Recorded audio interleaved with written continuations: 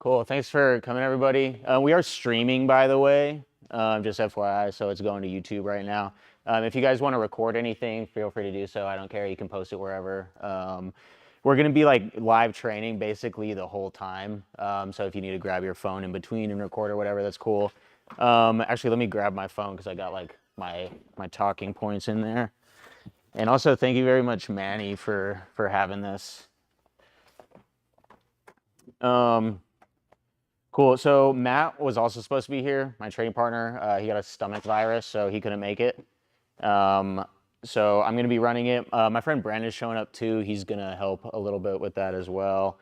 So for the agenda, how many people have not trained using like this system, the CLA ecological approach? Raise your hand if you haven't trained like that. Okay, cool. So a few people, quite a few. So it's going to be like live work the entire time. We call these different training exercises like games. So we're going to go through about 9 of those. We're going to be focusing on some standing, some half guard passing, and then back attacks. I think that was it for the agenda. Yeah, and then we'll save some time at the end after the training for like Q&A. We can just kind of sit around and ask questions and stuff, or you guys can keep rolling if you want. So as far as like training this way, we're going to be in a lot of situations where you're going to lose quickly, and that's totally fine. So if you find yourself like in these games, just think about being creative as you're going through these things. The idea is to explore a lot of these positions. It's okay to lose quickly. That means you can iterate again and keep doing it. So you guys will see as we get into the games what that means. Think about energy efficiency as well. So it's live work the entire time. We're full resistance sparring the entire time. So just monitor your own like energy output. Just because you have to like accomplish a task while we're doing these games doesn't necessarily mean you need to put forth 200% of your energy in order to do that. Right? Again, it's like losing quickly is fine. Just focus on the task and the objective of the games and just use whatever energy output is required to accomplish that goal. You don't need to use any more. You can use less if you want. It's totally fine. And can all the white belts raise their hand real quick? Cool. Okay, so we have a few. And then blue belts. Cool. And then purple. Okay, brown. And then black belts. Cool. Okay.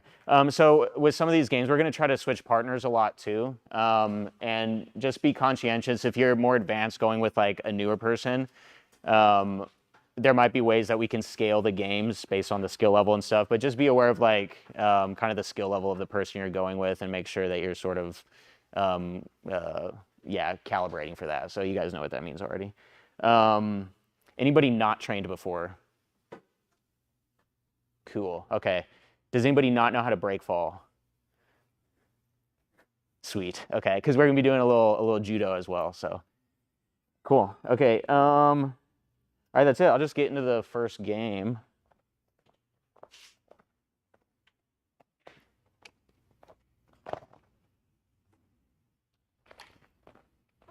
Cool. Can I use you actually? Cool. All right, so for the first game, both players have the same objective. The goal is to get to a position where your hands are connected around your partner's body, and that can be any part of your partner's body. That can be around the torso, that can be around a leg, that can be around both legs, that could be a head and an arm, that could be behind them, the side of them, a leg from back here. However you want to connect your hands around your partner's body is totally fine. The only constraint here, everybody stay on your feet. You're not taking your partner to the floor. Stay on your feet as you're doing this. What you want to focus on as you are both trying to accomplish the same goal is getting their hands out of the way in order to do that. So however you can move their hands out of the way to get to a position where you can wrap your arms around their body and connect your hands, that's what you should focus on. Just focus on getting the hands out of the way, focusing on where you are in space, so you're level. So you don't necessarily need to be up here the whole time, although that can work. You can also be down here if you want to get to one of those positions. And if you do get to that position where you do connect your hands around your partner's body, just let go, reset, and go again. Cool. No safety notes, I don't think, on that. Cool. Any questions? What's up? What's the win condition for the other opponent? Same for both opponents, or same for both partners, right? So he can wrap his arms around my body and he wins, we'll just reset. If we both wrap our hands around the body, we both win, reset. Cool? All right, thank you, cool. All right, go ahead and find a partner and we'll go on 3, 1, 2, 3. And where's Manny at? Hey Manny, do you have the timer remote? Cool. So got 1 is 1 minute, 2 is 2 minutes, 4 is 4 minutes, 5 is 5 minutes. Okay, what is 3? Is that 3 minutes? It's gonna be 6 minutes. Okay, do we have a 3? I can put it on the.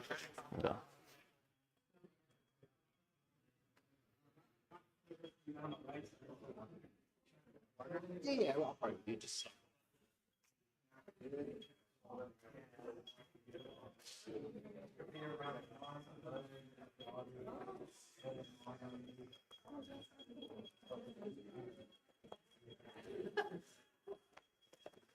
I finally figured out how to use this thing, dude. It took me a while, Marcus, to figure out the numbers.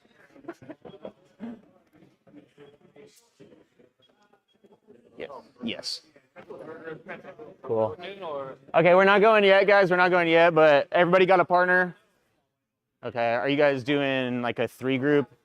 Okay. It is kind of better if you do have a partner, that way you're not sitting out. Yeah, do you want to go? Okay, cool. Okay, cool, Cool, yeah, for sure. Cool. All right, is anybody unclear about their task focus, about what you should be focusing on, your objective to win? Wrap the hands around the body, connect the hands, any part of the body. If you get that, reset. Cool? All right, let's do it.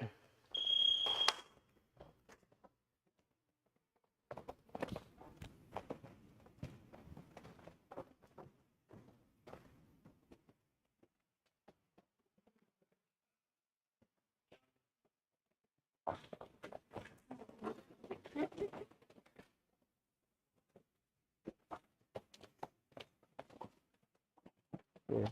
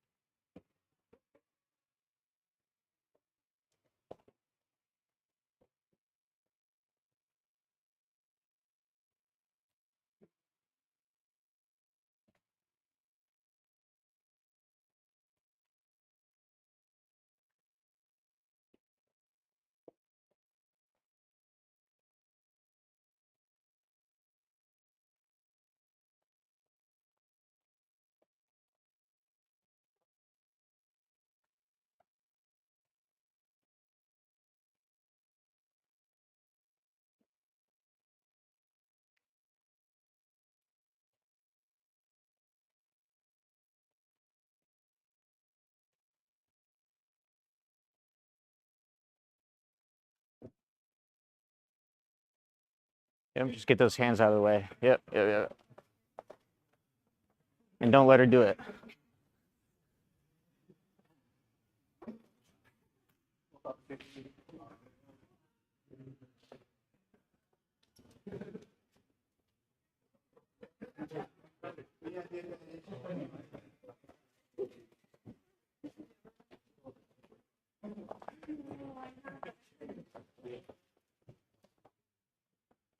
Oh, thank you, Manny. Thank you.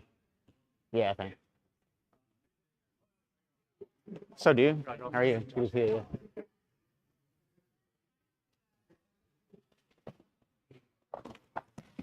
All right, 40 seconds. Try to use your movement. Move around, change up and down, change your levels. Try to get to the side of your partner. Get their hands out of the way however you can. Hey, I'm Josh. Nice to meet you. Sorry to be late. Donovan. Oh, no worries. Donovan, nice to meet you. We'll get you a partner in the next. Yeah, cool.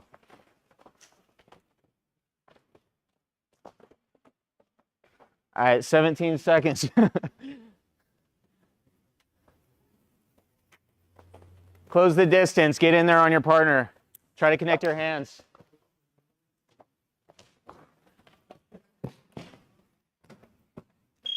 Good time. Good job, everybody. Okay. So we'll save like questions about the like theory and stuff behind this for the end in the last 30 minutes. But as far, what's up, dude? Good to see you. As far as like the objectives of this game, was anybody unclear as to like what you were trying to accomplish? Cool. Okay. All right, we're gonna do another one. What's up, dude? Good to see you. Cool. Can I use you again? Sweet. All right, so for this one, we're going to use this verbiage. There's now like always an attacking player and a defending player, okay? So in this case, I'm the attacking player. I'm going to start with an overhook. That means I have my arm wrapped around his arm. It can be on either side. And he has an underhook, so he's got his arm wrapped around my body just from underneath. My goal is to make him touch his hand, his knee, or his hip to the mat however I can. So if I make his hand touch the mat, I win. Same thing if I make his knee touch the mat, I win. And if I make his hip touch the mat, I win. He has those same goals with his underhook, but he's also he can also win by getting something better, which also includes a body lock. So if he's got this underhook, he can connect his hands together and he'll win like that. The other way that he can win is by getting his arm out of my overhook and just disengaging. We're squared up again. So one more time. If I have the overhook as the attacking player, I can win by making his hand touch the mat, his knee touch the mat, or his hip touch the mat. And I'll win like that. And I can do that any way I want as long as I maintain this overhook. I can also grab his leg, okay? Trip him if I want. And he can win with the same exact conditions. He can get a body lock or he can grab my leg. If I touch a hand, knee, or hip to the mat, he wins, okay? All right, just some safety stuff here real quick because we're throwing each other now. What I want you guys to not do, do whatever you can to not land on top of your partner, okay? So if I throw him really hard, I don't want to land on him. I can roll through, but I don't want all our body weights coming together, crashing onto each other on the ground, okay? The next thing, don't sit on your partner's knee. So if you got this body lock and you want to take him backwards, don't sit on his knee, okay? You're gonna break his knee, so don't do that. Some things you can do is if he's got his leg picked up, I'm still gonna Tanya Toshi. Right, that's a safer way of doing that. Just avoid sitting on your partner's knee, okay, if you're gonna take them backwards. Cool, I think we covered everything. Everybody, oh, and if one of those win conditions is met, we're gonna switch. So he now has the overhook, I have the underhook, and we're gonna go again. Cool, any questions on that? On the win conditions, task focus, cool. Some things you can focus on. Try to get your hips underneath your partner and lift him up. If you can lift your partner up, it's a good way to take him down. If you can connect your hands and lift him up, that's a good way to take him to the mat. Yeah, you can grab legs, whatever you want to do. Cool. All right, any questions? Yeah. So we can let go and grab legs for it? Yes. But if he gets out of this overhook, he wins, right? So get out. He won. Okay, cool. Yeah, this also still counts as overhook control if I maintain a 2-on-1. Okay, cool. All right, let's get a partner on 3. 1, 2, 3.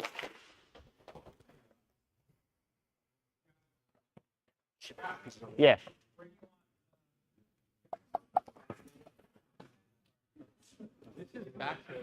Yeah, it's backlit. Yeah. Yeah, you can keep the same partner or switch partners. Ideally, switch partners. Maybe from like this side a little bit. Yeah, yeah. We can adjust it later if we need to. Yeah. Anybody not have a partner? You guys want partner up? Cool. Everybody got a partner? All right. Start with the overhook.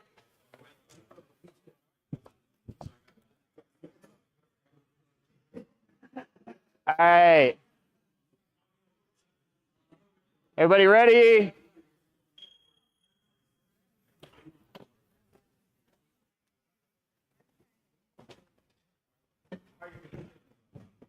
Oh, he's getting a mouthpiece. Okay, cool, cool. What's up? Oh, what's up, dude? Oh, no worries. How you doing? How you doing, Josh? Patrick. Patrick. One player start with an overhook. one player has an underhook. Both of our goals is to make the other person's hand, hip, or knee touch the mat. So if I make his hand touch the mat, I win. Same thing if I make his knee or his hip. He can also win, though, by getting out of the overhook. So he pulls his arm out, we reset to neutral, he wins. He can also win if he's able to wrap both of his arms around my body. He also wins. I can throw him, I can get to his legs, I can do whatever in order to achieve that objective. But if he gets out of that overhook, he wins. Any win condition is met, switch who has the overhook. Make sense? Okay. Oh, yeah.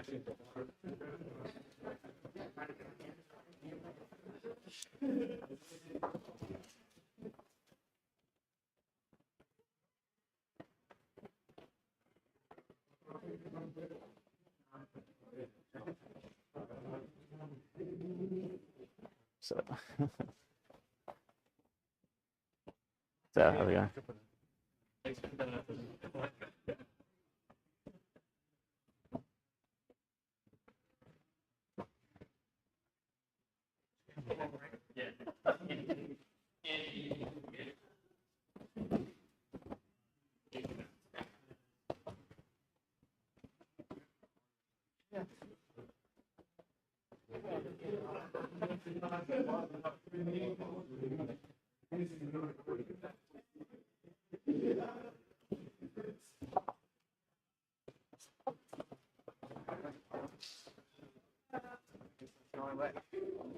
I called an audible. We're doing some of the games from yesterday.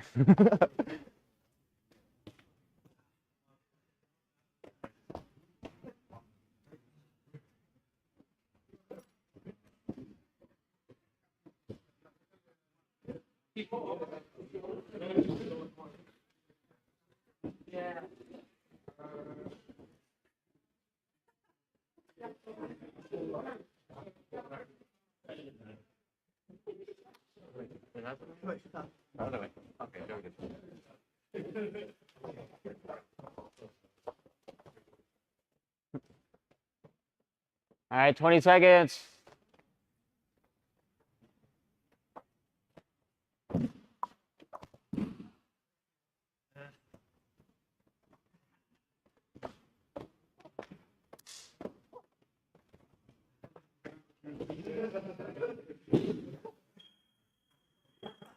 All right, time.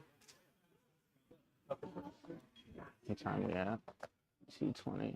Okay, cool. All right. Cool. Good job, everybody. Was anybody confused on their objective or any of the win conditions? No? Okay, cool. All right. Here's you again. Thank you. All right, for the next one, he's going to start with his hands and his feet on the floor. And I'm going to start with his head and arm trapped between my connected hands. So I'm just going to connect hands here. I have two objectives. One of my objectives is to strangle him if I can. Okay, so if I finish the strangle here, I win. My other objective is to get to his back. So if I'm able to... Okay, but don't do this. Okay, so we're gonna avoid jumping on each other, and especially we're gonna avoid rolling when we're on each other's backs. So avoid those things. We don't want to be like spiking each other's head into the mat or rolling over each other's necks. So a safer way to do that would be to first break him down to a knee and then take his back, right? And if I get both hooks and I have a chest to back connection, I can also win like that, okay? So take the back with hooks in, or a body triangle, just legs covering the hips, or a strangle. His only objective is to completely break this connection and reset to neutral. So he gets my hands and gets out. All right, he wins. He also wins if he gets to any better position than having the threat of him being strangled. So if he grabs my leg and takes me down and breaks my hands, he also wins, right? So again, defending player, just get out of the front headlock however he can, or get to a better position than having the threat of the strangle. My job is to strangle him or get to his back with his hips covered, hooks, body triangle. Cool. The other safety things. Yeah, just don't be jumping on each other's backs while just for now, okay? Yeah. defending player switches to side control or mount, like just falls to that. So he falls to his back. He's not out of the threat yet. We're still going. Me? Oh, I can get on top. Yeah, you can get on top. Yeah. If you guys do get on top and you have control of his head, so if you go to mount real quick, bottom mount. Just be careful if you do have strangles on your opponent for cranking on their head like this. That's going to hurt their neck. So just be careful in those positions too. Okay. Cool. Thank you.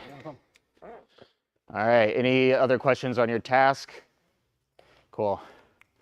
I think that's it. All right. Let's get a partner. 1, 2, 3. Yeah. Find a new partner. Find a new partner. Yeah. Switch it up.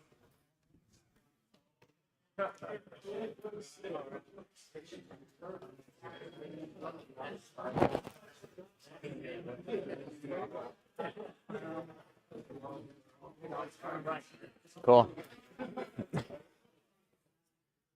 If any, yeah, go ahead and get the front headlock, hands connected, trapping the head and the arm. Any arm you want. All right. If anybody wins, switch roles, okay? So if you had the front headlock, if anybody wins, switch roles, okay? All right, we'll start in a second. We're not starting yet. All right, ready? 1, 2, 3.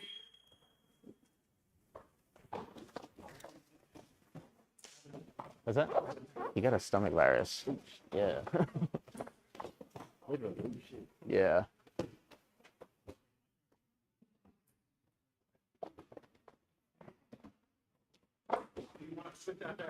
Yeah, switch who has the headlock after every condition, yeah.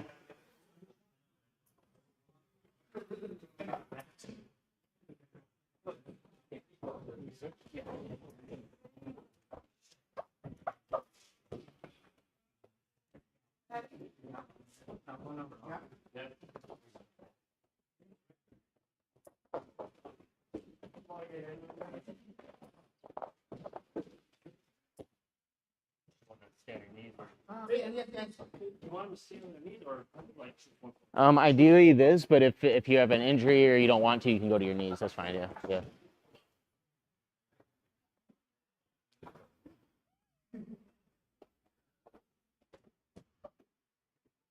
Attacking player, you only win if you take the back or strangle them. That's it.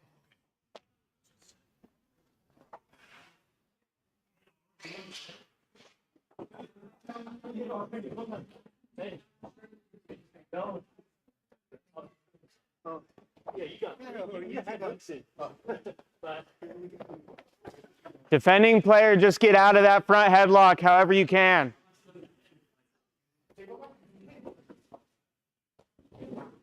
So, I'm fried. are you? You have a partner? This is he instructs at Dame where we were at. Yeah.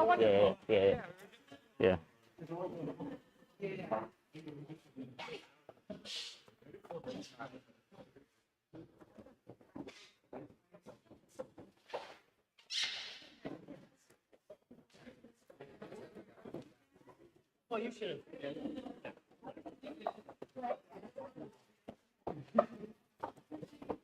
All right, 45 seconds. Defending player, fight those hands. Fight the hands.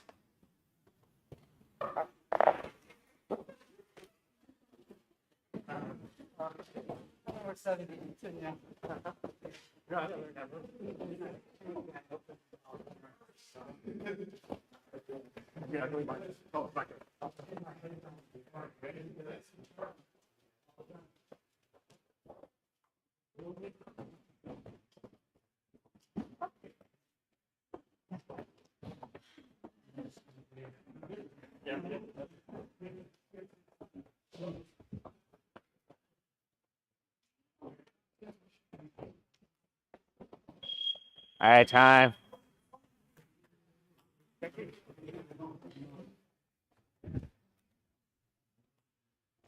Cool. If you guys want to get some water, go ahead, grab some water.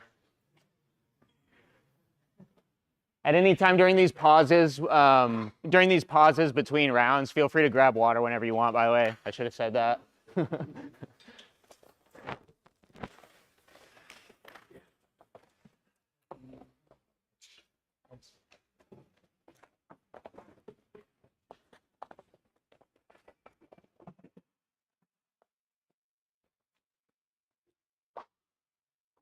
So, cool. Was anybody confused at all about the ways that you can win on that one? Yeah. Sure, yeah, just get out of the front headlock, yeah. So you could end up in guard, you could end up in bottom mount. Your only goal there is to get out of that front headlock, yeah.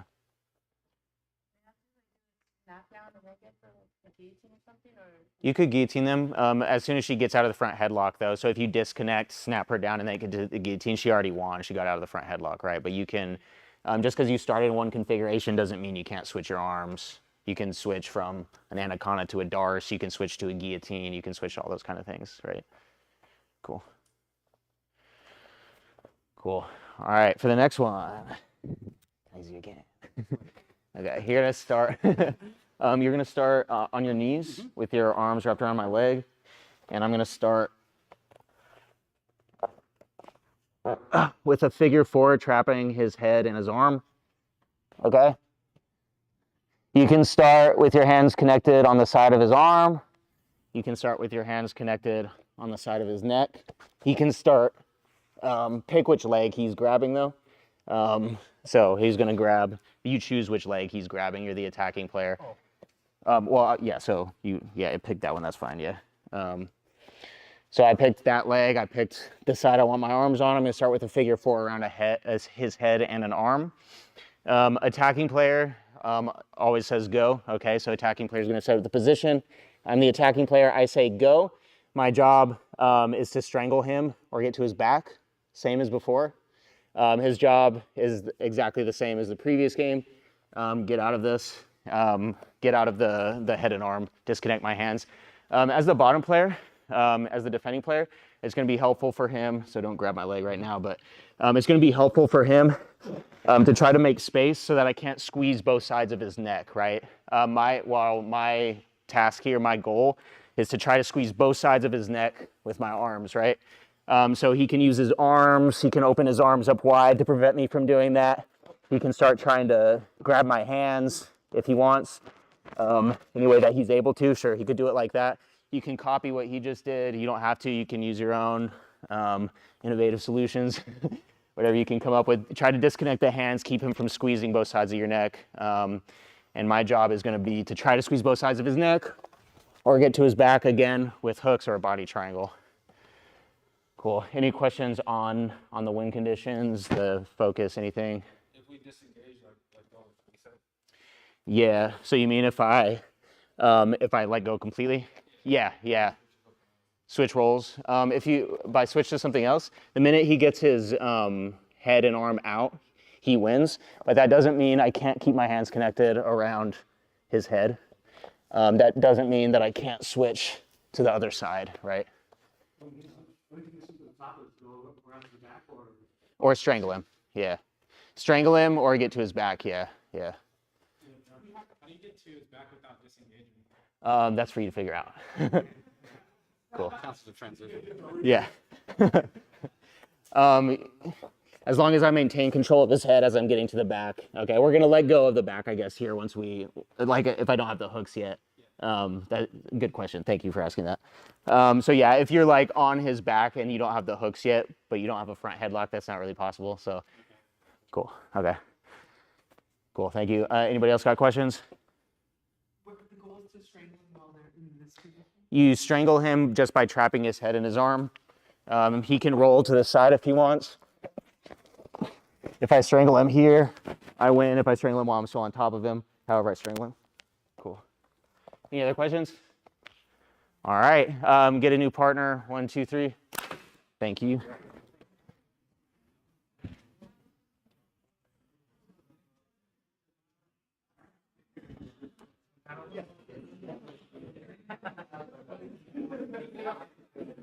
What's up? Partner, okay. I think somebody's over here is looking. Do you guys want to pair up here? Do you guys want to pair? Oh, you just went? Okay, do you want to switch real quick? Yeah. Okay, cool. All right, go ahead and connect your hands in the figure 4. All right, guys, grab a figure 4, okay? So connect, grab your own arm.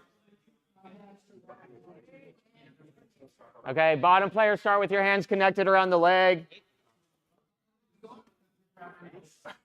We're not going yet. We're still getting the starting position.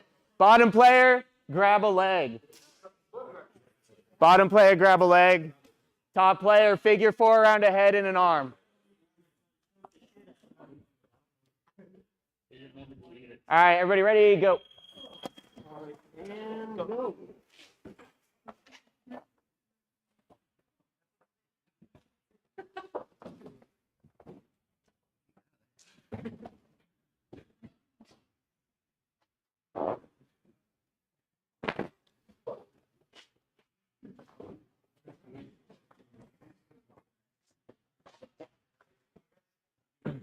Yes.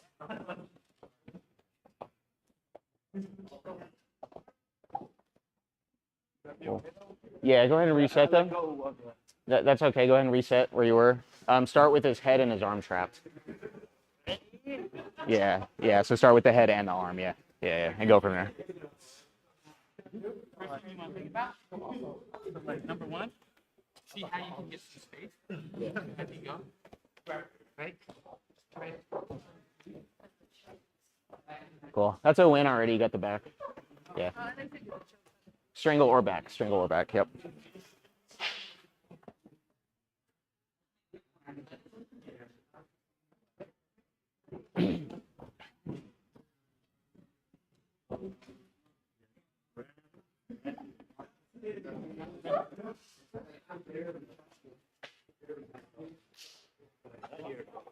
Not here.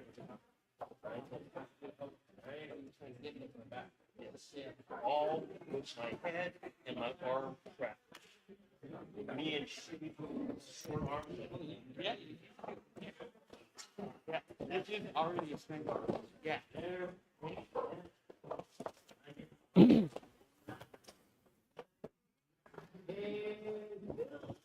Ready? Yeah. Go.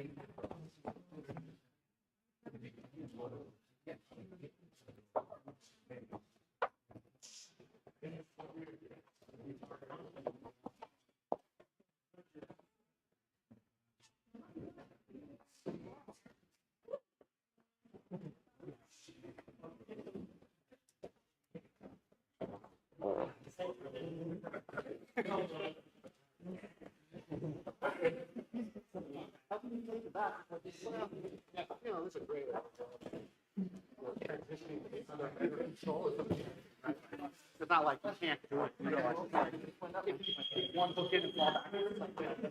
All right, time.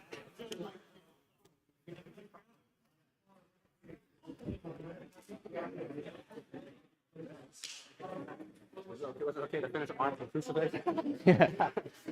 Yeah, yeah. It wasn't exactly It's a good point. technically. Yeah. Yeah.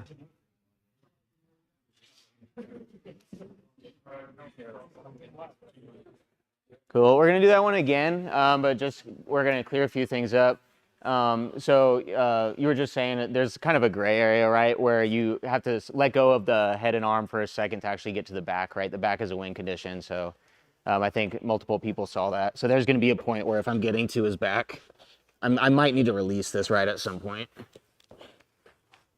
But if he's not out of danger, keep going. Cool. And then the other thing, so just on the starting position, you're basically starting in a strangle already, okay? So I heard you explaining this, yeah. So focus on trying to just reach deep through here and capture his head and his arm. And just connect your arms together and just focus on trying to squeeze the sides of his neck. You should already be pretty close to a strangle, right? So make sure you're starting there. Did anybody have any other points of confusion or anything? Okay. Was it okay to finish other stuff besides the strangle? Technically, if you got to the back or whatever. Like if you're in crucifix? Yeah, in the transition and stuff, you know. Just strangles for now. Yeah. I think if we get to, we'll call this a win. Also, if you get a chest to back connection, and you have an arm captured, we'll go ahead and say you won. Okay, this is the crucifix position. If you get here, you also won. So crucifix, both hooks or a body triangle. If I can get it, my legs are short. Cool. Sweet. Okay. All right. Find a new partner.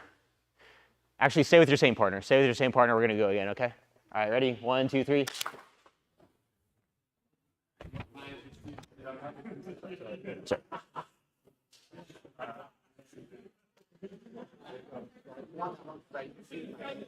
Sorry. So is this coming around here? Yep. Okay. Yeah. Grab your own arm. Yeah. Oh God. Yep. Yep. That's what you want him to say. All right. Bottom player, grab the leg. Bottom player, grab the leg. Top player, get the top head and arm. Go ahead and grab it. All right. Ready?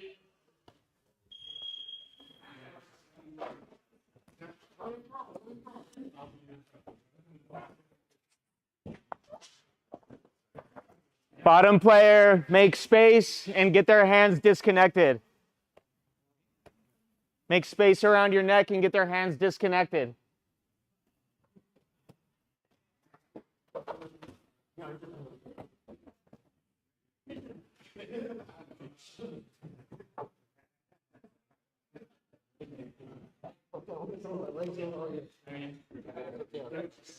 That's okay, right? Yeah. Was it like vertigo? But I rolled over. Uh, I think flipping over, like I was like, oh shit, I'm getting like really tingly and weird. Like I told you. yeah.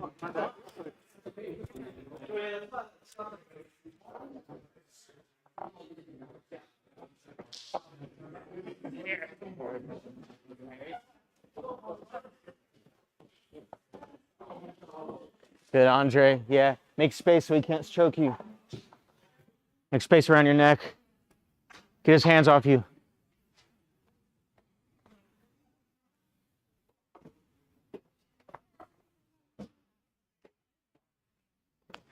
To win, make sure you get those hooks in, body triangle, yeah, or crucifix.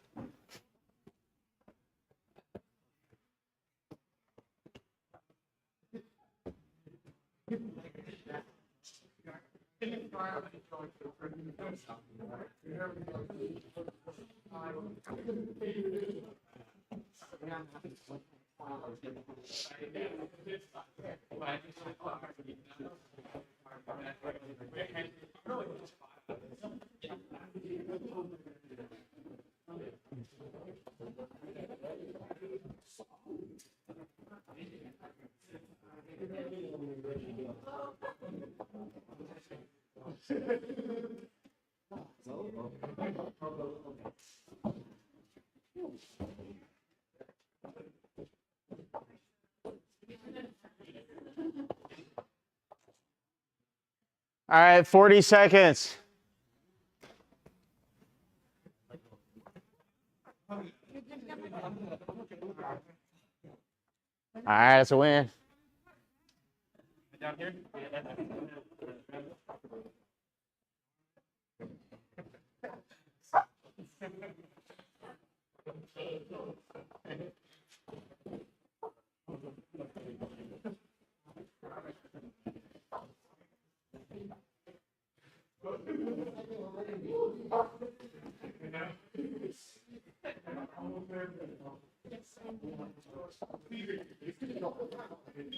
All right, time.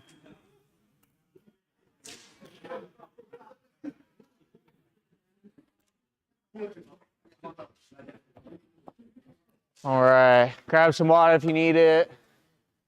Stretch out your neck a little bit. Yeah, I just, yeah.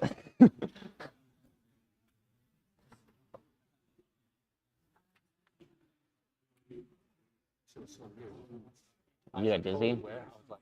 That's weird. I'm going numb, like my body's going, oh, fuck, dude. Oh, weird. Out real quick. Oh, weird. I saw you like tap your own leg for a Oh, with my second. own leg? Yeah, and I That's didn't know why- if you were tapping Yeah, him. was. I didn't know what you were I didn't doing. realize I was, like, my whole body was like tingling. Weird. But Yeah. It wasn't getting dark. Yeah. It's really weird feeling. Weird. Have you gone out before? Huh? Have you gone No, out I've never before? gone out No. I'm really close, but Yeah. Yeah. I got really tingly. That was the Weird. first thing that ever had to happen. Yeah. I think it was actually like maybe pinching a nerve or something. Oh. Or I think it was the vertigo. The closest I ever got to passing out was like a triangle. Yeah. And then I tapped and I stood up really quickly and then I was like, oh. Yeah. Yeah. Yeah. That's crazy. You all right though? You can see? Okay. All right.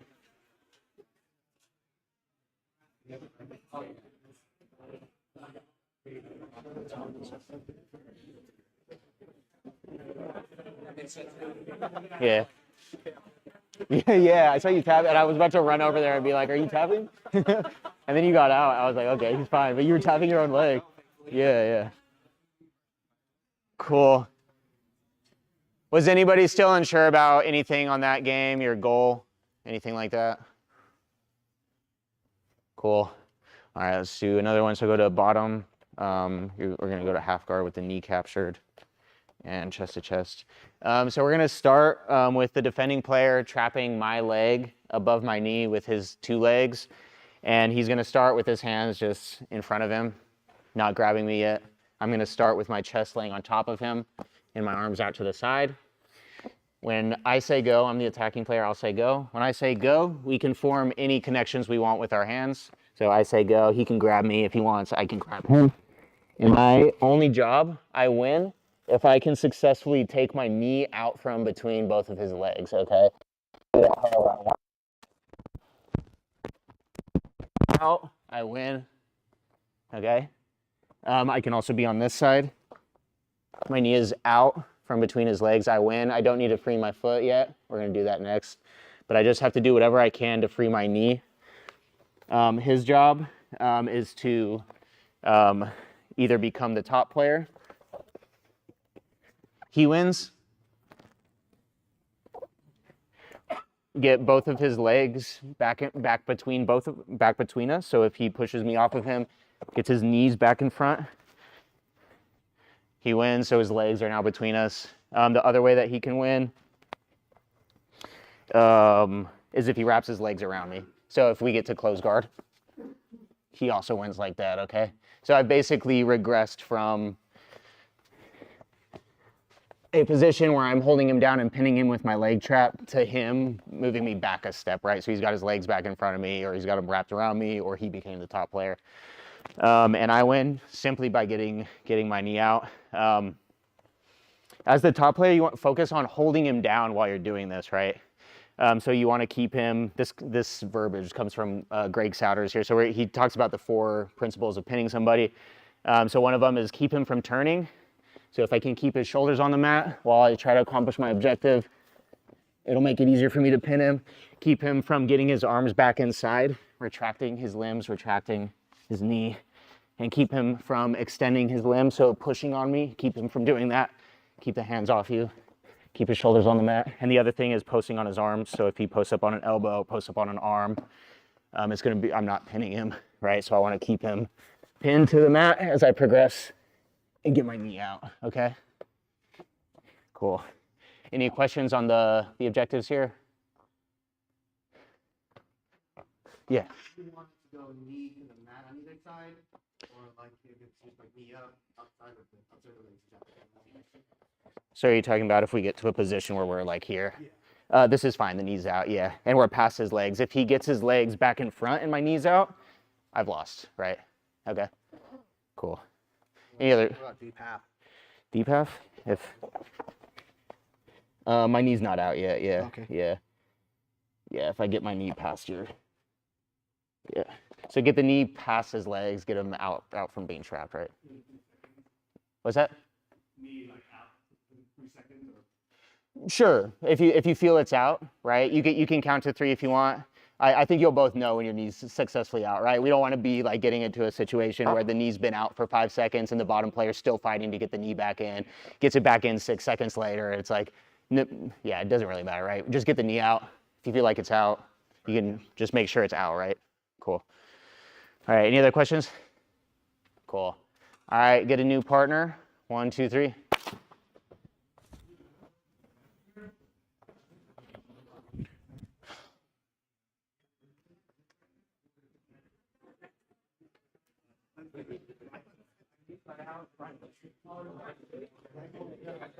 Bottom player. Do you have a partner? Cool. I'll go with you. I'll go with you, yeah. Cool. Bottom player, start with your hands just on your chest, laying on your back. A top player, start with your chest laying on them, but your hands out to the side. Top player is going to say go, okay? When top player says go, you can make any connections you want with your hands, okay? So top player, lay down on top of the bottom player. Yep, just start with your hands on your chest. You start with your chest laying down on him and your hands out to the side. And when you say go, all right, ready? Everybody go.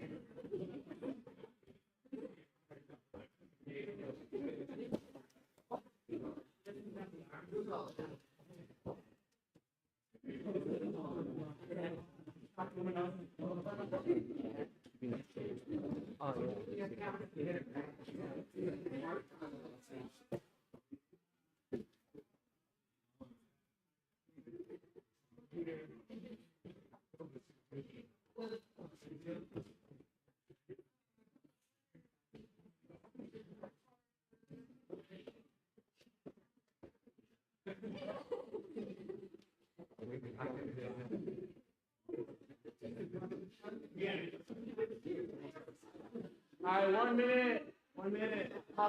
Yeah.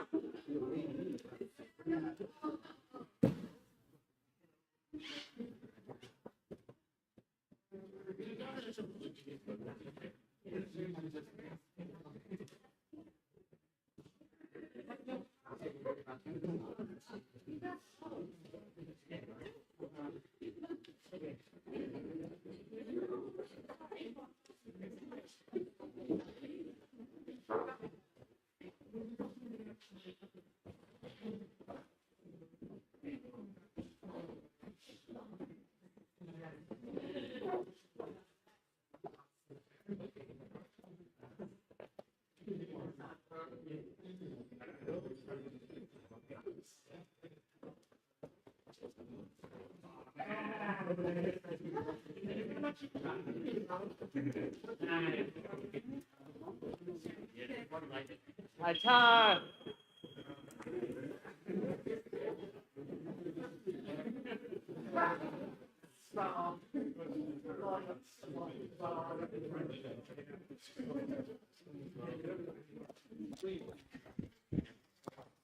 Cool. Any questions on the objective? Cool. All right. Next one. So, attacking player. I'm going to start with my knee out, but I'm going to choose which side I have my knee out on. It's whatever side you want to work. It does not make a difference, but top player you get to choose. So what I mean by that is now, since we progressed from going from the knee trapped to the knee out, you can usually land on either on top of his body or on the side of his body here, on top of his body, on this side of his body. It doesn't matter. Top player, you pick where you want your knee to be out. We're gonna start just sitting here, right? Both of us just not connected yet. When top player says go, I'm gonna form any connections I want to the bottom player, and he's gonna form any connections he wants to me. And my job is to just take my foot out, okay? So one way that could look is I have my knee out here. We say go. I get my foot out, I win, okay? As soon as I get my foot out, I win. If I'm on this side, boom, boom, boom. I got my foot out, I win. Okay. Any way of getting your foot out, you win. Focus on doing the same things from top. Try to keep him from being able to turn. So try to keep his shoulders to the mat if you can. Try to focus on fighting his arms to keep them from coming inside and pushing on you. And try to keep him from coming up. Right? And top player, if they become, or sorry, bottom player, if they become top player, they win. So if he comes up on top, boom, he wins. If he gets his legs back in front of me, boom, he wins. If he wraps his legs around me just like before, so close guard. But his primary goal here as the person on bottom is simply to trap my knee again, okay? That's another way that he can win. So if he's able to just push my knee back between his legs, boom, he can also win that way now. So that's a new way of winning from the last one, bottom player, trap the knee to win. Focus on using your hands, turning your body, pushing the knee back in between your legs to recapture that knee, okay? And you can still win the other ways if you want, right? Getting your legs back in front, becoming the top player. Cool. Cool. Any questions on the goals here? All right, again, starting position, just to be clear, you can pick any side your knee is out on.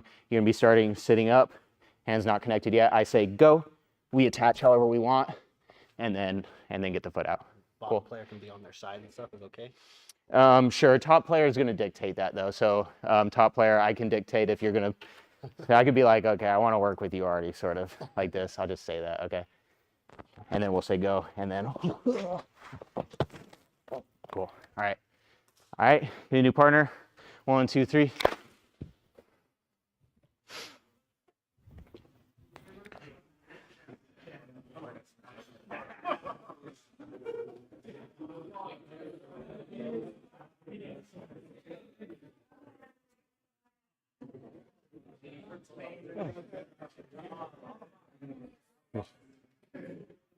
I didn't know it was your birthday. Oh, Happy birthday. Thanks, I just saw it in the chat, yeah. Oh, yeah. It's funny. That's cool, man. Yeah, everybody's in the chat saying happy birthday too right now. Matt, yeah, you can look at the chat, yeah. Cool, cool. All right, ready? Start with your knee out. Don't touch your partner yet. Top player, when top player says go, make any connections you want. Ready?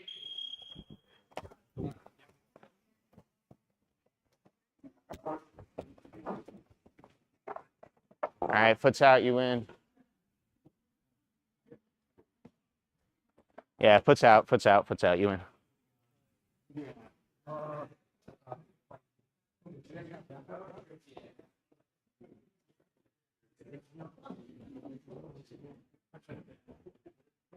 Question? If you want it to. You're the only requirement is that your knee's out. You get to choose which side it's on. You just have his foot trapped, that's it, yeah. Okay. How did you want? Okay.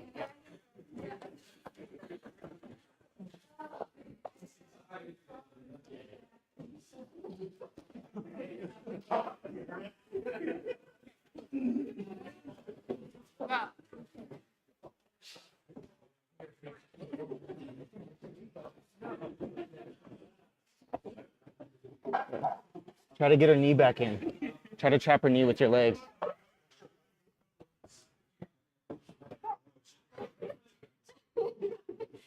Okay, we'll call that a win. Yeah. Okay. I'll tell the group that. Yeah, about taking the back. You can take the back. Take the back, yeah, cool.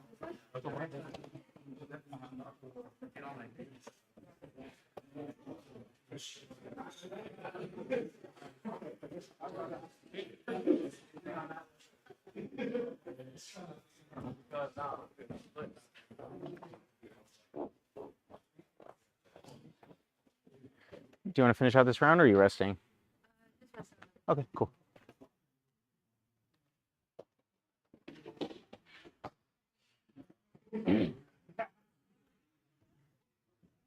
your turn.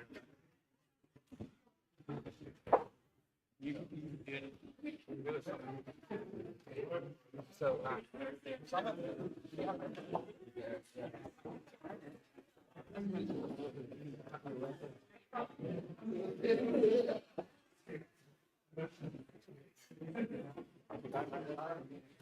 All right, 40 seconds.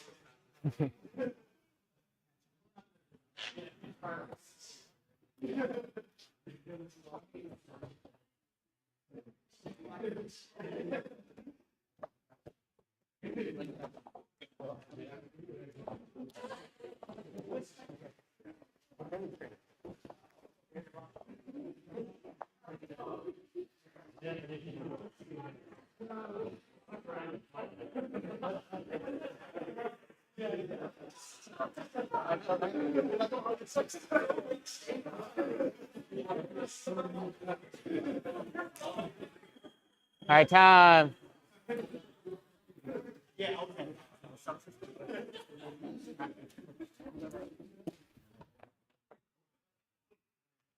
Cool. Was anybody confused at all on the goals or what you should be focusing on? No. Okay. A couple of things I did see, which may be useful. We're not going to play this game again, but I guess if you guys do this one on your own or something, you could do it also. I saw people also looking for submissions and stuff, so maybe if we were to redo this one, we could also add in like strangling your partner. I saw you take the back, which is a good point. I didn't think about that.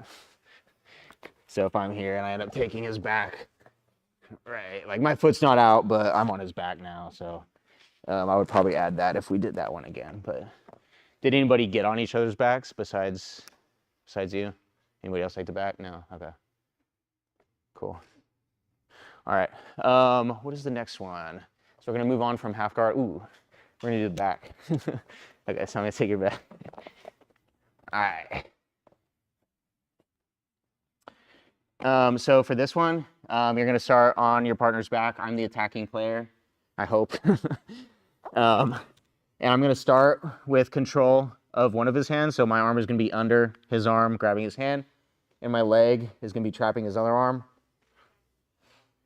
You can copy this if you want to, where I have my leg all the way like behind his back, but you can trap his arm however you want. My only goal is to keep a chest to back connection with his arm trapped, okay? So and we're not looking for submissions right now. You're not trying to submit your partner from the back. You're just controlling this position, making sure that you're controlling his arm, okay? Just because we're not submitting doesn't mean you can't grab his head or his neck, right? But just don't strangle him if you can avoid it right now. And his only goal is to free his trapped arm. As soon as he does that, he wins. Swap roles, okay? The only requirement, again, is that I keep his arm trapped. So that could mean, and a chest to back connection, right? So if he hops over this bottom hook and I end up here in crucifix, that's totally fine. I still have chest to back and I have control of his arm. If I start getting on top of him, just reset. We're not going to be working that right now, okay? The conditions are maintain a chest to back connection and control of his arm. So that's trapping his arm. This is also trapping his arm. Okay. This also counts as trapping his arm. Right, I still have his arm controlled. Okay, my chest isn't technically on his back, but I'm behind him, right? So, cool. He just wants to get his arm out. Yeah, you can switch to trap the other arm. Yeah, if you end up like out of the arm trap position, if you guys feel like you're out of the arm trap position, just swap roles, right? That could be 3 seconds. If you're out of it, then you're out of it, right? If you trap, get on top of both arms. Sure. Does that count as them getting out? If they've disengaged, got both of the arms completely out. If your legs are just like wrapped around their neck, like, yeah, arms are out. I think that's it. As the person who's defending, so if I'm defending, he's got my arm trapped. Some things to focus on as the person defending. You can try to fight the feet to get the feet off you. You can get your hands closer together, connect your hands. because he's gonna have an easier time usually on my back if he can keep my hands separated, right? So as soon as he starts to separate my hands, I'm gonna have a much harder time getting out of this. So I want to do the opposite of what he wants, right? I want to focus on those types of things. I can try to get out of the control of his feet, turning my body, trying to get my back to the mat or my head to the mat, things like that. Just get your arm out. That's all you want to focus on right now. What if you're like 30, 40, 50 seconds in on someone's back and they're not getting out yet? Go ahead and swap. Yeah, that's a good point. Okay, if it's taking forever, because we're trying to get through a lot of games, because I was hoping to give you guys like exposure to a bunch of different areas of this. Some sessions usually it can be like more focused and stuff, but I wanted to kind of do a lot of stuff for you guys. But yeah, if you're just like stuck on the back and your partner's getting frustrated and stuff, you guys can just swap. So yeah, so just decide that amongst yourselves. Thanks for mentioning that. Cool. All right. Any other questions? Cool. Get a new partner. 1, 2, 3.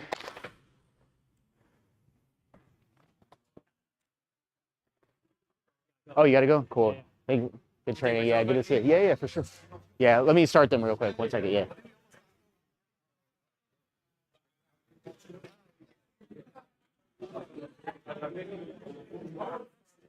Yep, start with the arm trapped with your leg. Trap an arm with the leg. Cool. All right, ready? Go. Cool. Thanks for coming. Cool. Good stuff. Yeah. Hope you enjoyed it. I'll see you next time. Yeah. Thank you. Yeah. Appreciate it. Thanks for coming. Yeah.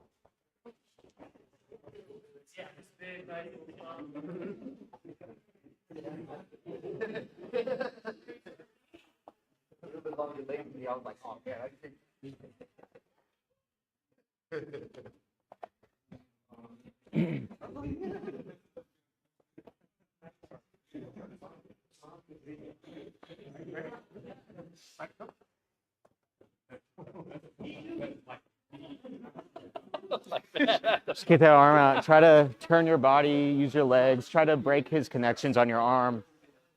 Yeah. Try to get his arms off you. Yeah, you can go that way. Yep, that's good. Try to get your arm out. Keep going, keep going, keep going.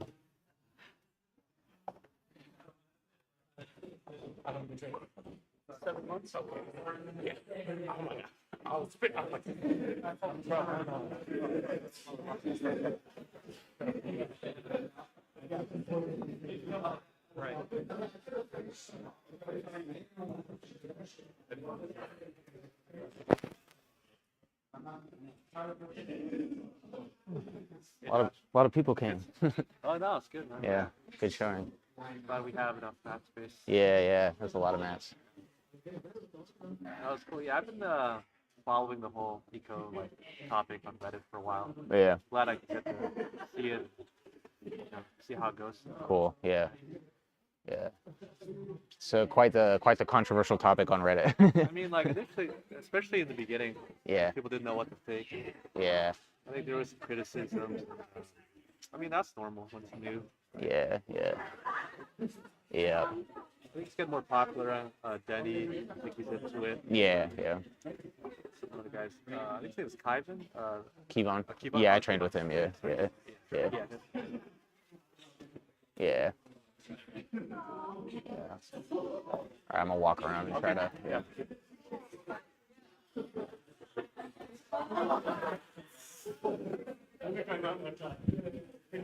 All right, 10 seconds. All right, time.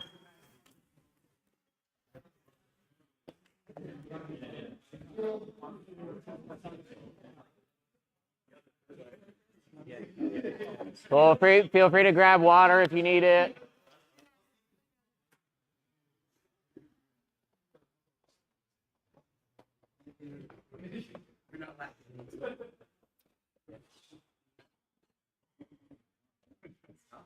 Cool. Anyone have any questions on their objective? Cool. All right. So for the next one, we're going to start in the same position. I'm going to start with both of his arms trapped, one of them with my hand, one of them with my foot. And now I can win also as the attacking player. So before I couldn't win, but now I can win. I can win by submitting him. So I can strangle him. If we were to get to crucifix and I'm able to break his arm from here, I can do that. But the only constraint here is that I can only submit him with his arm trapped, okay? So that means if I'm on his back and I have his arm trapped, for now, if I get rid of this to try to switch to other arm locks, I don't have his arm trapped. So he's won for now. We're gonna do another progression of this where that's no longer the case, but for now, just keep the arm trapped as you're trying to submit him. Cool. All right. Any questions on that? He has the same defending player has the same win conditions. Some ways you can submit him. If I have his arm. So I think most people here, I think there may only be a couple completely new people, but if I'm able to just wrap my arm around both sides of his neck and compress both sides of his neck, right, I can strangle him. That's the way I can do that. And if I want to do that, focus on trying to open up that space around his neck, right? So if we're here and he's tucking his chin or putting his head to his shoulder, I can think about just making that space so that I can get to his neck, right? Yeah. Okay, I think that's about it. Cool. All right, any questions on that? Yeah, you can use the rash guard. You can wrap the rash guard. No, you can. Yeah, good call. So if I have his arm trapped and if I'm able to get here, right, his arm is still trapped. I still have a head and arm. I can submit him here. I can strangle him with my legs. Cool. All right, any questions? All right, new partner, 1, 2, 3.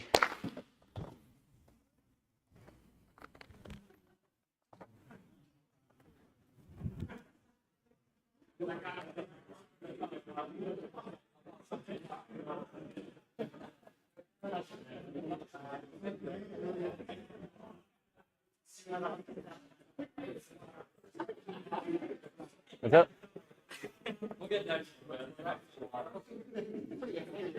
All right, get the arm trapped. Do you have a partner? Oh, Ed's one? Okay. If he doesn't go with you, I'll go with you. Cool.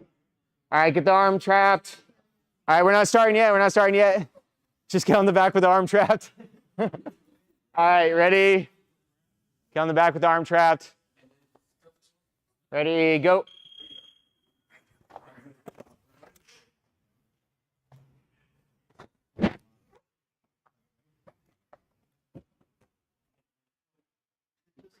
Yeah. Defending player, just get the arm out. That's it. If you get the arm out, you win. Oh, sorry, what's up? I get the arm out. Just get the arm out, yep. Defending player, just get the arm out. That's it. Defending player, just get the arm out.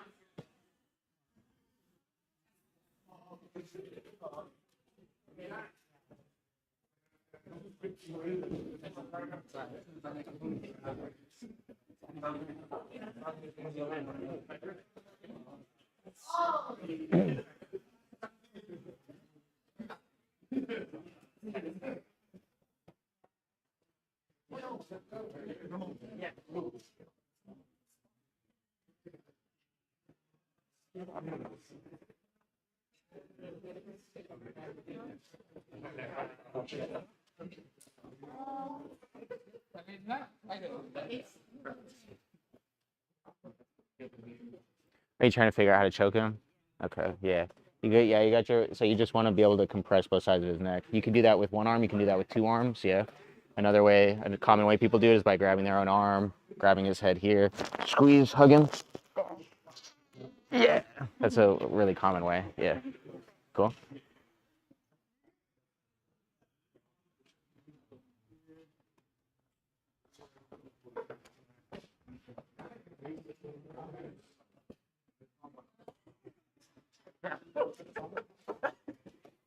We're all in code, so happy birthday. Yeah. Yeah. All right, 1 minute. Good, Andre. Just get that arm out. Remember. Good, Andre.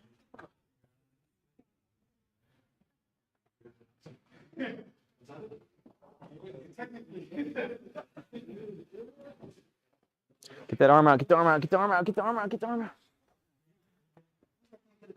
Win. There you go.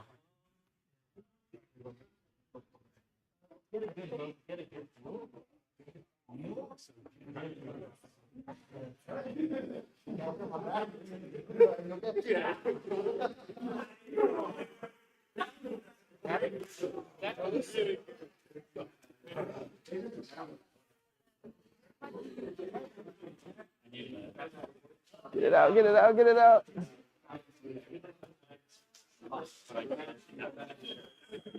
Time.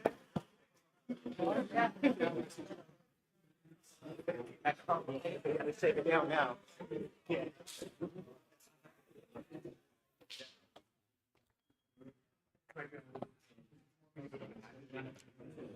All right, good job. We got another one. Cool. If you need water, feel free to grab water. Cool. So for the last one in this series, I'm going to start just with 2 hooks. I don't have his arm trapped.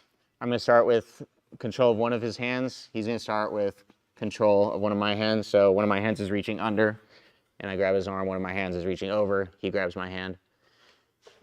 And I have 2 goals now as the attacking player. One of the ways that I can win is by trapping his arm. I win, okay? It doesn't need to be a submission to happen. I just trap his arm, I win, okay? The other way that I can win is by submitting him, okay? So if I'm able to strangle him, even without the arm trapped, I win. That means you can also start to do things now like this. I don't necessarily need to trap his arm anymore in order to submit him. But the moment I trap his arm, boom, I win, okay? So submit or trap the arm. Defending player, just turn to face, okay? So I'm trying to hold this chest to back connection. If he turns and faces me, that's it. If he's able to get his back to the mat and face me, he wins, okay? So he's effectively out of the back control. So that means if I'm losing the bottom hook and he's getting out and turning and I go to mount, I still lose, okay? He still got out, okay? All right, so try to keep that chest to back connection as long as you can. Cool. All right, any questions? Yeah. Yeah, so you're starting with one arm under his arm, grabbing his hand. One arm over, him grabbing your hand. I don't have my hands connected. And we'll start here. Okay, cool. All right, any other questions? All right, get a new partner. 1, 2, 3. Question? Oh.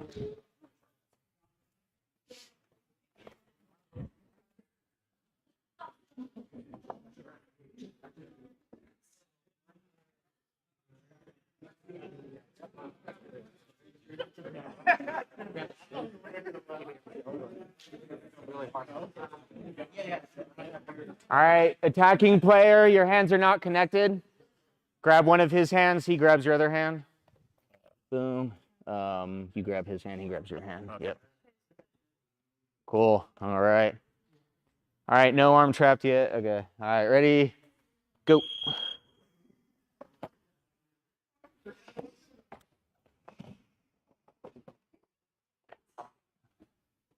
Attacking player, trap the arm or submit. You can win both ways.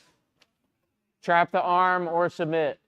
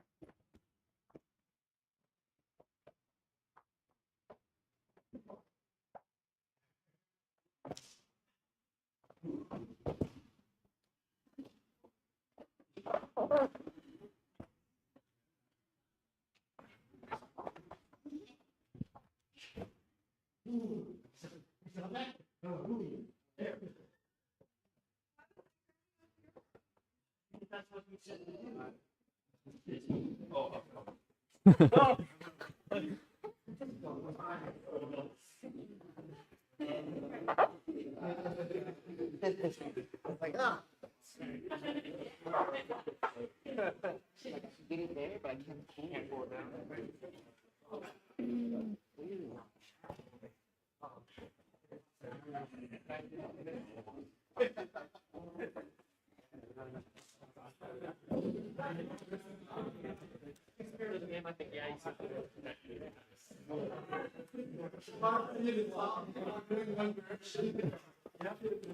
That's a win. The way, ah. He trapped the arm or submit. I was trying to look it. Yeah. Oh, were you trying to get all the way back? Okay. All right. Yeah. Okay. If you want to keep going on that, that's fine. Yeah. Okay. Yeah. I mean, it was trapped. Okay. Yeah. All right. Yeah.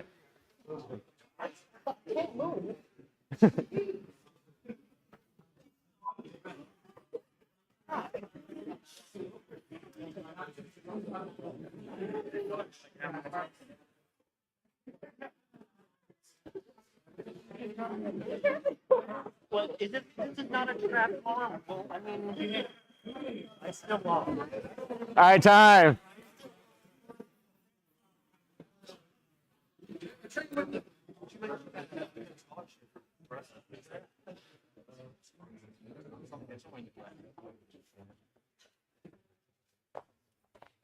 Cool. All right. Any questions on that one? Just checking the list here. Any questions on that one? Cool. So we still got, we're going till 4. So I was gonna save like 30 minutes at the end for a Q&A, but we still got time for a couple more rounds. So I'll actually do something here. If anybody, I'm gonna open it up to somebody. If you have like a position that you've been having issues with lately, or any position, a submission you've been having issues with, and we can try to just sort of design a game on the spot right here. I don't know if it's going to be perfect, but we can just kind of go through the process of experimenting with that. Any position, submission, anything? Master or any kind of like configuration. Can you show that? I'm trying to get the split here. If I were cool or whatever. I'm trying to get the split here. They usually end up in a split squat or like they approach in the like either reverse del Hiva or like a knee cut position or just like almost like a squatting knee cut. But they leave this far foot behind where I can't reach it, but I'm trying to attack that foot Okay. to underhook it to get into my attacks or overhook it. Yeah. But like if I come up here, sorry, and I try to reach for it, it's so far back that I can't get it. Uh-huh. So I'm trying to figure out like ways to get them like either get their arm or get them off balance to where it brings this foot close to me, or I can get to this foot, access to this leg. Okay, so one of the objectives you're trying to do is like attach that leg. How? Like, what's your goal there? Overhook or underhook. Okay. But I just can't. It's really hard for me to reach it without going for another attack on this side and then like hopefully getting to that. Okay. But then I usually end up just training it all up and not going for it anyway. Okay. And after you get the leg, what are you trying to do with it? So can you show? Oh, you're trying to get to their legs so you can foot lock them? Leg game, yeah, foot lock. Okay. X. Okay. Matrix. X guards. Okay. Yeah. You chose something that's really hard. Or this is complicated for me. Yeah. It's just, well, I mean, push and pull, basically. Yeah, well, yeah. push pull. It's just accessing that leg. They hide it this like this, Yeah. and then like push me away. Okay. Hang out like here. And you're trying to entangle the leg specifically. Yeah, I'm trying to get this. Okay. And in addition so one thing I guess you are thinking about doing is entangling the leg. Is there another thing, like a way that they're reacting where you can still win if they react in a certain way? Yeah, I think I can get to like a reverse del hiva. It's a crab rider inside. Okay, so go underneath them. What about coming on top? Or just like a regular like like a like reverse del hiva tripod, or come up on the wrestle then come back down to. Okay, so you have like a few things it sounds like you're looking for, like go underneath them to try to take their back. Yeah. Come up on top, so you're bottom player, you want to become top player. Yeah, they're. It sounds like you might not want that personally, but it sounds like you want the leg or the back. Yeah. Okay. If I can get under the hips, is like Okay. ideal. Access to that bar leg is Okay. what I have a hard time in trying to like. Okay. Got it. I have some ideas, but I also want to ask you, Bren, because I'm sure you've seen some games like this. So Bren's trained at Standard for a while with Greg. Do you have any games that you've seen like this? Well, so like the way you kind of want to think about this stuff, like you don't want to get too caught up in the movements. Like that's a big foundational thing. It's like we're taught to think that way, right? And we're taught to like learn these systems. And then we often get caught in things like this, where it's like, okay, here's the system. I've seen it work for this guy. It's not working for me. I'm having trouble, right? So the way I would approach something like this is, here's a situation, you're having trouble with it. Like, it's really simple, like play from there, and give both people a wide variety of affordances. And if this problem is so central, like if it's really central and important to that situation, it's going to come up and you're going to have to solve it to win the game. If it isn't, which is also likely, then you'll find what it sounds like you've already found a little is there's all sorts of other ways to win. And that's really what you want, is you want to win. You don't need to win like this, right? So that's how I would think about it. But I appreciate it, So one thing we can do is like what Bren is saying, play from there. And we can see, so usually when we're kind of experimenting and tinkering with these things, like there's sort of like a library of sort of games that we already do and stuff, just that we've already been playing and stuff. But every once in a while we get caught up in a situation we're having trouble in, and it's helpful to identify like what things actually cause us to win, just like he's saying, right? What things actually cause us to win without getting caught up in necessarily how we win, right? So what is the task focus? What is the objective that we're trying to accomplish? And then we can usually identify those things from just playing in that position for a bit. But actually just off the top of my head, and you tell me if this sounds right. So we're in this sort of K-guard position, and it sounds like ways to win in the jiu-jitsu game can be either to like entangle that leg so that you can threaten a submission from there. So I don't know how you would do that, however you want to. Cool, so wrap both of his legs around my leg, grab my foot, capture the knee maybe. I don't know, we could say anything where he captures my knee and has control, or I guess just capture my knee. Does that sound, for the first win condition? Yeah, or under like an X, straight up like X. Expand out, or a foot lock. Or a foot lock. Over like the Kyotera lock? No. Oh, you're talking about just like Achilles, just any, okay. Okay, just a foot lock, okay. Yeah. Okay, so okay, submitting with a foot lock. Yeah. Okay, so foot lock. Like a short X, right? Yeah. You can bring that left foot over. The butterfly Ashti thing, cool. Okay, so we'll say you foot lock your partner. Let's stay away from heel hooks right now. So let's just say capture the knee line. Actually, let's say capture the heel as well. So for heel hooks, if you're new, just capture the heel. Don't crank on anything here. Okay, we're not going to submit from the heel hooks right now. Just capture the heel. Control the knee line. You can also do a straight foot lock, which is capturing over the top of the foot, and you can submit your partner from here with a straight foot lock. So we'll say those are some things you can do. You can also come up and become the top player however you want. To do this, focus on getting the top player's hands and hips to the mat, right? Get their hands or hips to the mat. or anything else that's better. So come up on top, get the back, so you might be able to go underneath your partner's legs. Whee. Take the back. Okay, so that's also a win. Is there any other wins you guys think we should have? Anybody? I think if you just even just hooking down, getting an underhook or an underhook on the Like getting underneath your. I would say for most people, getting that underhook from K is already a win, or getting his hands on the mat. So if he's heavy forward, and I can somehow put his hands on the mat, I'm already pretty much there. The rest is just detail. But this is the hard part, right? Yeah, we can constrain it like that. Yeah, I was going a step further and saying get on top. I mean, Yeah, you we- can we- come on top pretty easy from there, right? So yeah, it's definitely still a win. right? Hopefully, But, yeah. The hard yeah. part is when your leg's so far away. Like I gotta get it lighter. and Yeah. I can get closer to it. Yeah.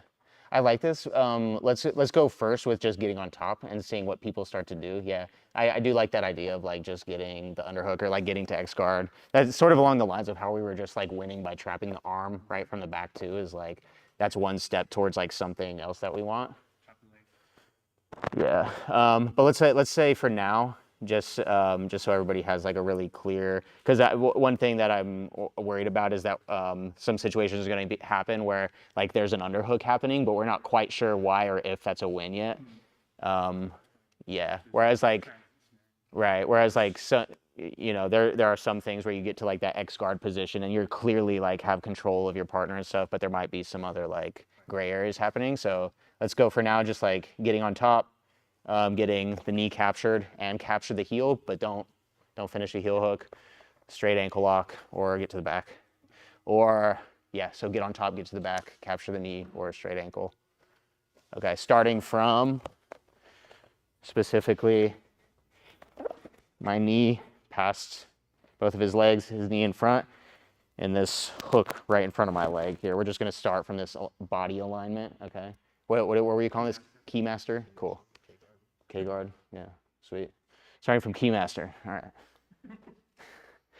All right, questions on the objectives? Yeah, that's a good. What should my objective be? Get out of Stay here. on top, Get out of here? You can get out of here. So disengage. camp, stay on top, or pass it, Okay. step over it. Okay. So hold him down to the ground and not let him do what he wants to do is one thing. I can focus on that.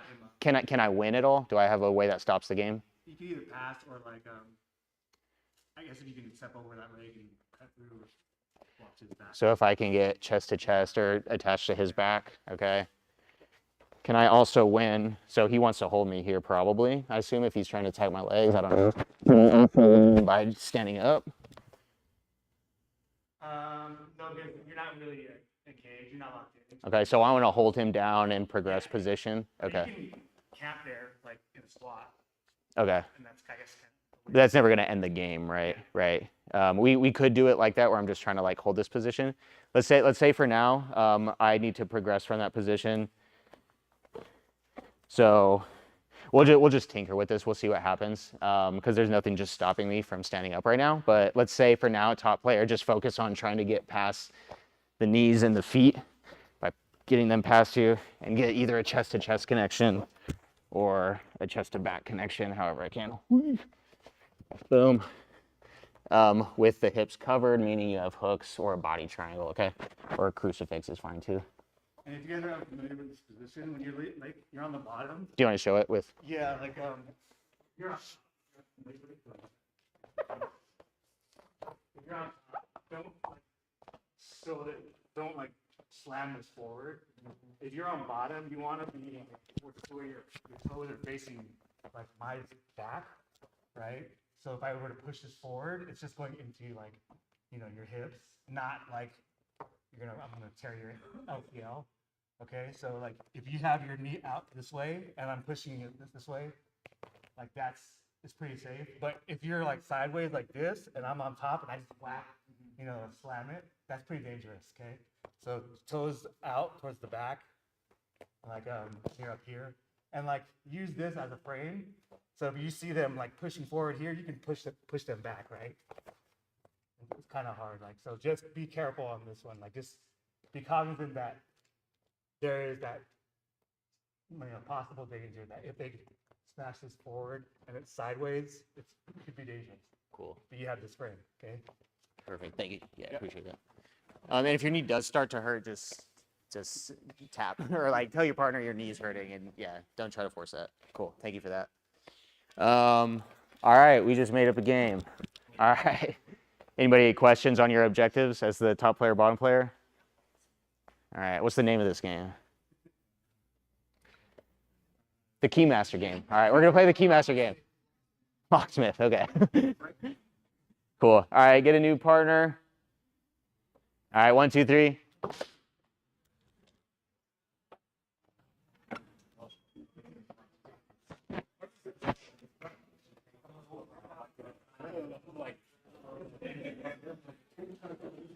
All right, so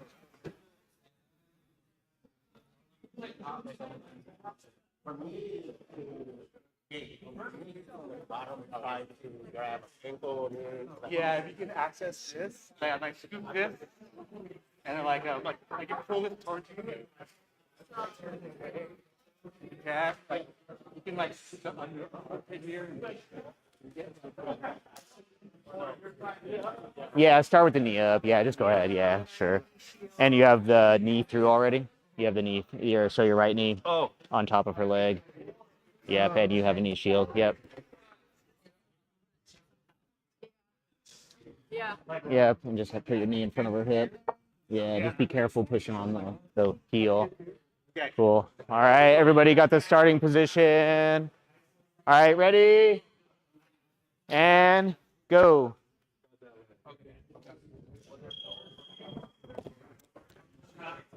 Do you know what position to start in? Yeah, start with your right knee on top of his leg. Yep, and just be careful pushing his foot forward, right? Andre, you know your objectives here? To grab the ankle. Either wrap your legs around his knee, straight foot lock him, or get on top, or get to his back, okay? Cool. Yeah. Bottom player, you want to become the top player, or get off real quick, sorry. As the bottom player, trap his knee between your legs and capture the heel, but don't heel hook him, don't crank it. Or you can finish a straight foot lock if you want, you can finish that.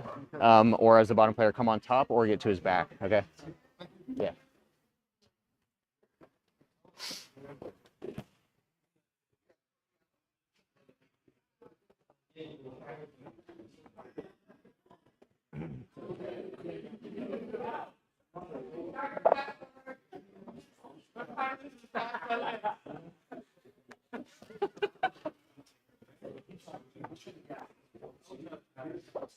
No, don't let me get you.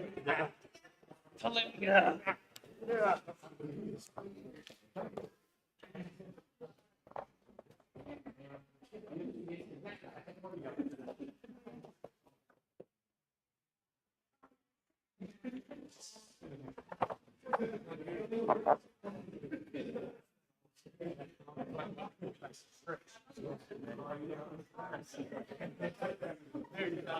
You got it.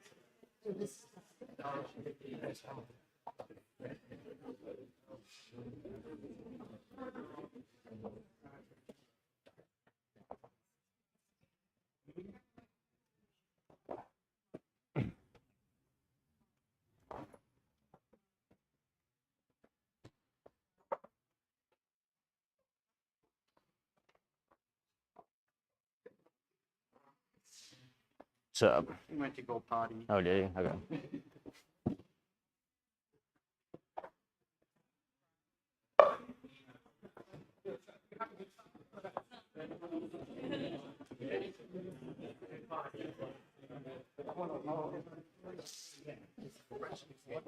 How's life? Huh? How's life? Everything good? Good, yeah. I'm not dead. Obviously. Well, If you're missing from social media, something's wrong. yeah. Yeah.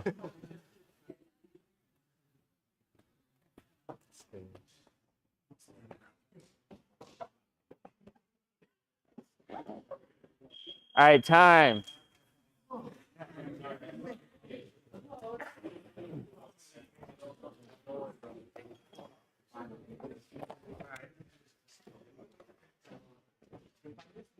All right, time.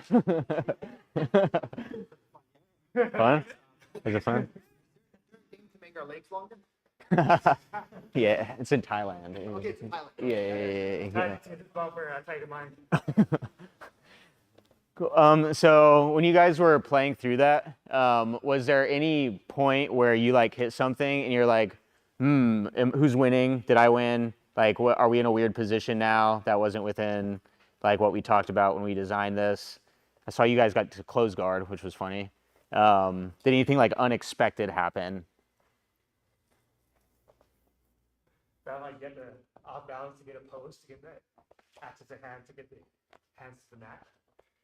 They'll allow you to get access to the legs. Got it.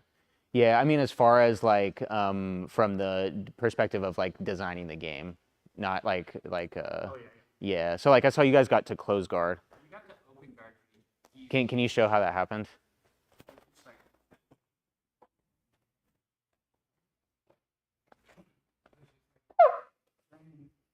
Okay, so you didn't want to get to his leg. You didn't want to necessarily go under his legs. You wanted to get your feet back in front.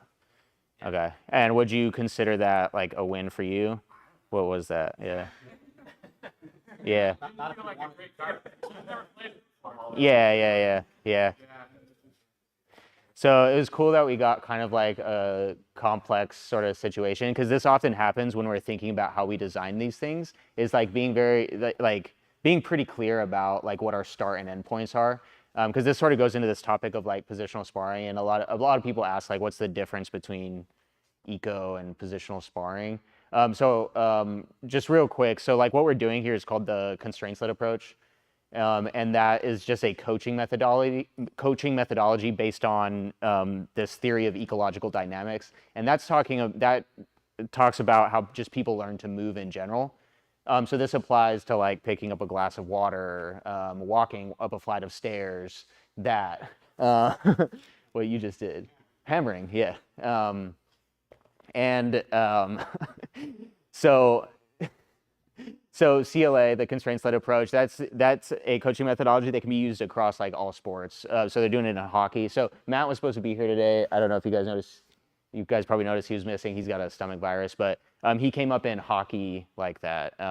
They do it in basketball, football, soccer. And so what we're doing is taking that same methodology and the principles and applying that to jiu-jitsu. Jiu-jitsu is like super complex, like as we saw, like even just trying to like figure out how we wanted to constrain this game to like isolate specific skills that we wanted to work on. It was a little bit complicated to do that, but just after playing it, we kind of saw like what happens, right? And so like the way I like to think about it is, I think there's a lot of lenses to look at it through, and you've been around this actually way longer than I have, and have seen like it more in detail. But one of the ways I like to look at it is like, what skill are we trying to like develop by doing this thing? Because often what happens is like, so the constraints-led approach solely just talks about like adding constraints to whatever you're doing, in order to like build the skills. So that doesn't mean that positional sparring is juxtaposed to the ecological approach, the constraints-led approach, right? It can be a part of it. It's just like, it has a lot more things going on. There's less constraints. You have a whole lot more that you're doing besides just like, in the half guard game we were doing, just trying to become the top player and the game ends there, or just trying to get your knee out and the game ends there.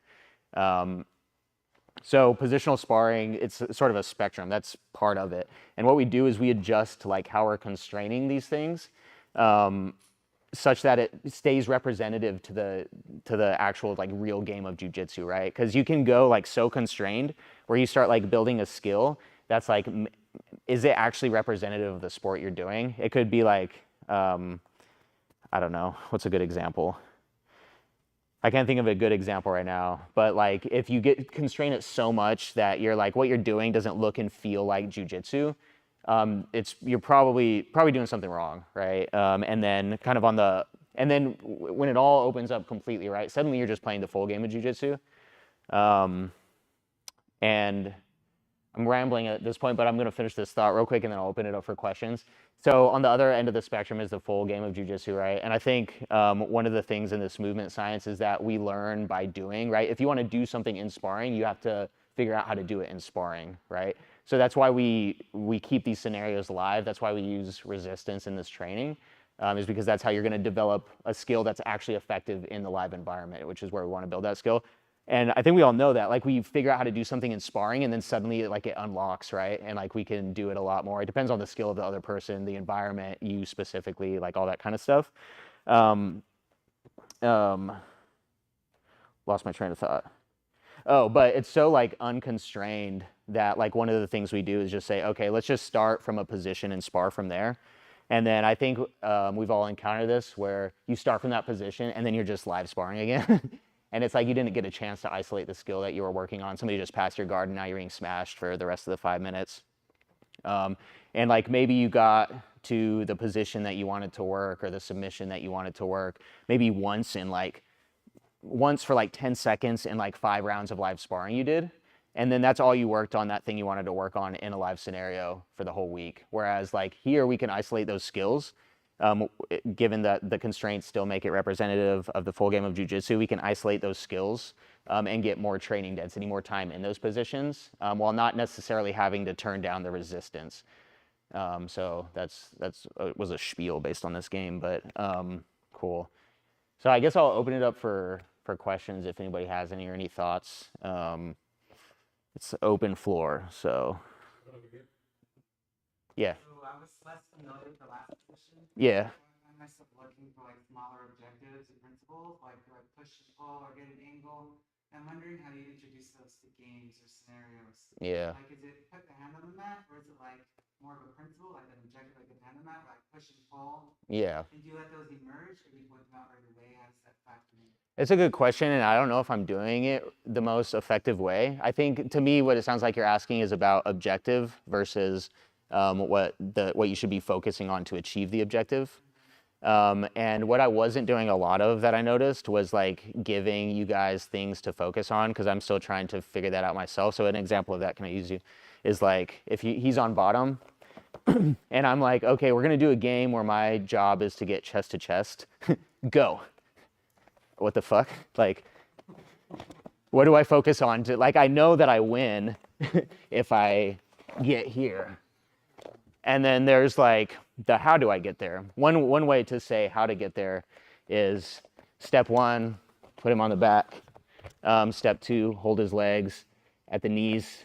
Step 3, split the legs, squat on his leg. Step 4, get an underhook. Step 5, do that, whatever I just did. Which is pretty prescriptive and which is fine, but as soon as he stops me from splitting his legs, now what do I do, right? So what we're trying to do is like give a task focus for how to meet my objective, but without necessarily prescribing exactly how to do it. Because at least for me, what happens, like I'm sure you guys have experienced this, is when you start like focusing internally, this is called internal focus of attention. Like you just start getting frustrated. You're like in this position of the knee cut, trying to get past his knees, and your coach is like, not as a criticism of a coach or anything, but he's like, okay, now take your hand and put it on the armpit. Okay, now push your shoulder to the floor. And I'm like, fuck, I'm trying, but I like literally just can't do what you're telling me to do. And I'm like, oh, what do I do with my hands? Oh, fuck, okay, I give up or I get submitted, right? So it's like getting frustrated in that. So that's kind of what we're trying to avoid, or one of the things we're trying to avoid. So then the question becomes like, how do I know which task focus to give him in order, or to give the top player in order to achieve the goal? So one of the task focuses could be try to hold him down as I'm trying to get to his chest. So hold him down. I can hold him down by holding his legs. I can hold him down on the mat like this. I can hold him down by pushing on his upper body. The next thing that I need to do in order to get to the chest to chest position is get past his feet first. So one thing I can focus on is trying to move past his feet. However I do that, doesn't matter. It's not a prescription. The next thing I want to do is focus on getting past his knees. This is one way to do that. The next thing I want to do is focus on closing the distance between us. I can do that in any way. If he turns, I'm still closing the distance, right?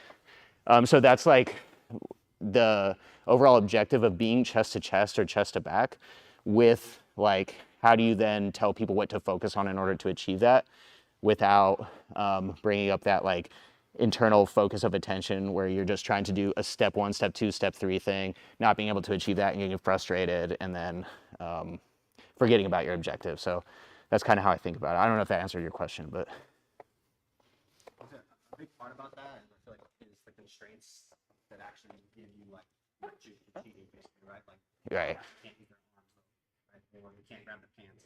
Yeah. Right? Like designing the game with constraints that make a designated winner, right? Like, Yeah. so that you can kind of build up that momentum to Right. understanding. Well, why wouldn't I be able to use my hands? Right. Right. Well, technically they wouldn't because they carry the weight, right? So, Right. you know, you get there by like leading the people. Yeah. Yeah. Like one game we've done is where I'll be on top and you're on your back again. And a lot of this stuff is just like tinkering with this and saying like if it's getting you to be able to do the thing that you want to do, right? So it's not like it's like that's kind of the question I think you should be asking yourself. Like, is this getting me to be able to do the thing that I want to do when I'm designing the scenario? So like one of the games we play where it's like it's more uneven, where I give one of us some constraints that makes it more difficult or easier to like achieve the goal that I'm trying to achieve. So like one way that can look is if we do the same game where my objective is to get past his legs and get chest to chest, but I tell him for now you can't use your arms because I've done jiu-jitsu for 2 weeks. And every time I'm trying to pass his legs, he's just pushing on me, grabbing me with his arms, and I'm just lost. I'm getting flustered. I have no idea what to do. So I might say, okay, for now, he can't use his arms. I'm just going to try to get past his legs. He can't push on me or grab me with his arms. Boom. And I did it, right? And so now I've figured out how to move my body in ways to like get past his legs and achieve that objective without having to worry about all that other complexity for now. And I can now add that complexity back in, right? So now I say, okay, you can use both your arms now. And then suddenly it's not that, suddenly I can like use what I've learned for getting past his legs when he didn't have his arms. And I know what that feels like. I know what it means to get to that position. And now I can worry about now fighting his arms to do the same thing, right? So it's like, I think you were touching on that idea, I think. Yeah.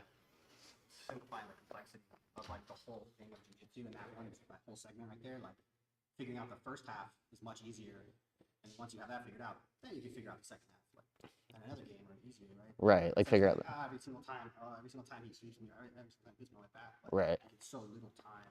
Yeah. And like you said, I think that's your best example. You post online is like the amount of time when you look at like positional sparring or going to class 5 days a week, but versus just 45 minutes of a game is equal to like a year worth of being in class twice a week or something. Yeah, the training density. Payoff, I think. Yeah, yeah. If you have 2 days a week to train, it's like the most efficient, nicest way to. Yeah, yeah. Like what we just did right there, Yeah, Key Master, that's probably at least a week and a half to be in like that position. yeah. I'll go to it, but that amount of time is probably like a whole week. Right, right, And that's like trying to get in the position, trying to work that position. right, right. Thank you. Yeah, yeah, for sure. Yeah. It's pretty close to positional sparring, right? Again, like these things aren't like juxtaposed, but I think that's one of the gray areas that people ask about. What's up? So I'm noticing like these patterns as we're playing these Yeah. games, and I'm wondering, it reminds me of like, oh, I should do this and that. But like, I'm also wondering, at the end of like each game, do y'all ever do discussions and name like the other patterns that are happening around the room? What does that look like? Yeah, yeah. So we people have different names for like that portion of like the thing. We call it debriefs. So like I train with a group of friends pretty often where it's like a small number of people and we have sort of a flexible time period so we can, and we're kind of just doing the games based on what skills we're trying to develop and then sitting around afterwards in a circle like, hey, what worked for you? Like did you have this problem? Like, how did you address that? Like those types of things. But in a class setting, right, where it's like, I don't know how many people we have here, it can sometimes devolve into like more discussion than actual time spent in the positions. I have seen some benefit from those like debriefs, but then also just like being mindful of the time and who's in the room, right? Like all those kinds of things. I think, at least to me, that's how I think about it. And I know when I visited like Standard too, it was a good example there. It's just like work. You can talk afterwards, sure, like whatever, but like the idea is like maximizing the time that you're in these positions to be able to work them, right? That's how I think about it, but yeah. Cool. Did that answer your question? Okay, cool. Sweet. What's up, Andre? So, I know we've been training for a couple weeks. Yeah. Something you mentioned when you're training with Matt is that your back control got stronger over a period of 2-3 weeks. Yeah. And so, what do you see through repeating the games that allows you to get stronger in those positions? It's like a super open-ended question, but what are you doing to be able to get more proficient? One thing is like failing a lot. So like I just keep doing the same thing over and over. I'm like, this isn't work. Like I keep getting choked. So like we were doing the Darces. Oh, this is hilarious. We were doing Darces yesterday, or front-headed arms, so you can get me. And like I get caught here a lot. And the thing is like, in whatever amount of time I've been doing jiu-jitsu, I just don't end up here a lot. So when I do end up here, I've been having like a really hard time figuring out, one, how to not get here, first of all. Second, like how to get out of it. And like, so one thing I was doing is like, okay, I don't know what to do, so I'm just gonna start doing things, right? And one of the things I did was just like, try to do this and just like see what happens if I do that. And I don't care because he's gonna choke me, and they just choked me like 5 times in a row. I was like, okay, I'm not doing that anymore. like I just laid down, tried to do things with my arms. I'm like, okay, nothing's happening here. I'm just getting hurt. My shoulders hurt. And then I start doing other things, right? So it's like, but if you do that, so like the problem that I encounter, and I'm sure you guys have encountered, is like if I do that in a live round, I fail once and then I don't get to try it again, right? Whereas if we have these constraints here, fail it like quickly as many times as you can, because then you start like you start to figure out exactly what to do. So I think that's what I see. I just like get hurt with the same thing over and over, and then And a related question from me being a 6 feet white belt, that darts that you were just showing us, that was darts, right? Anaconda darts. But I guess basically you repeating that game, you develop almost like a menu of options that can get you out of it, right? Yeah, like people. I mean, you can also like watch on YouTube, right, and be like, okay, this is what this guy did to get out of this darce, right? But that's so that goes into this idea of like in the eco stuff, the ecological dynamics. There's this idea of knowledge about the sport and knowledge of the sport, right? And that line is just like I'm pretty sure a lot of you in this room know the names, a list of 100 different moves, and you can look at somebody doing it and identify what that is. You have knowledge about jiu-jitsu. Like I'm sure everybody in this room has a lot of knowledge about jiu-jitsu, right? But the thing we're trying to develop is knowledge of, which is actually how do you do it, and you develop that by doing it, right? So like the knowledge about and the knowledge of, I think, can intersect, right? You know what things work for you and stuff that you've been doing, like what worked in the past, you can do those things. But just because you like know it doesn't necessarily mean you can do it. And also we see a lot now, like, cause I record a lot of the trainings, like we're doing stuff that we go back and watch the videos and we're like, oh, I had no idea I was doing that. So they like intersect, but they're not necessarily like the same thing, I think. Did that answer your question? Okay. Do you have anything to add to that? So in ecological dynamics, the theory is like, this is from a 2009 paper, actually. You could find it if you want, but one of the ways we think about how we learn that is very different from this cognitive menu that we're traditionally thinking of building, is that we're refining our attention with an A, intention with an I, and then calibration. So like attention, and again, like Josh was saying, this is not like, okay, I should be doing a knee slide from half guard when my opponent has this. This is like, think about like all the sound that's bouncing off of this room, bouncing off of Josh, that's coming out of him, coming out of his joints, all the visual information, everything, right? All the proprioceptive information, and how that tells me things of this, right? Things of value in relation to things I want to do, right? I need to start attuning and finding, that's a sea of information. It's an ocean of information, right? And so I need to start finding which parts of that information are valuable, right? And this just, it happens, right? It happens as we're playing those games, as he's playing that back game, right? And then intention. So like, what am I trying to do? That's something I need to learn, right? And then calibration as far as like, okay, I know what to pay attention to. Again, this is not like verbally, I'm looking for this. This is like in an embodied sense. Everything that's going on with his body, with my body, with the mat, I know what information is important, right? And then based on that, I know what I should be trying to do.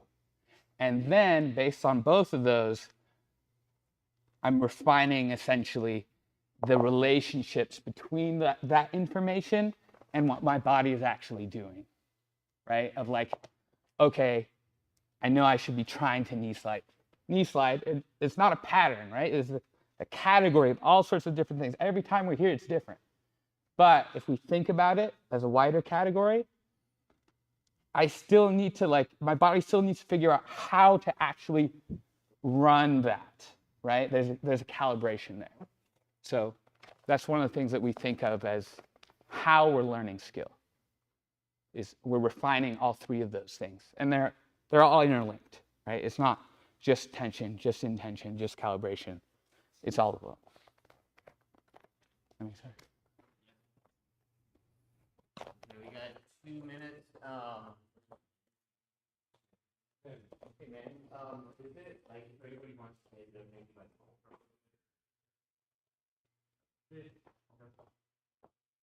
we got 2 minutes, like free. It's about 2:04. If you gotta leave, feel free.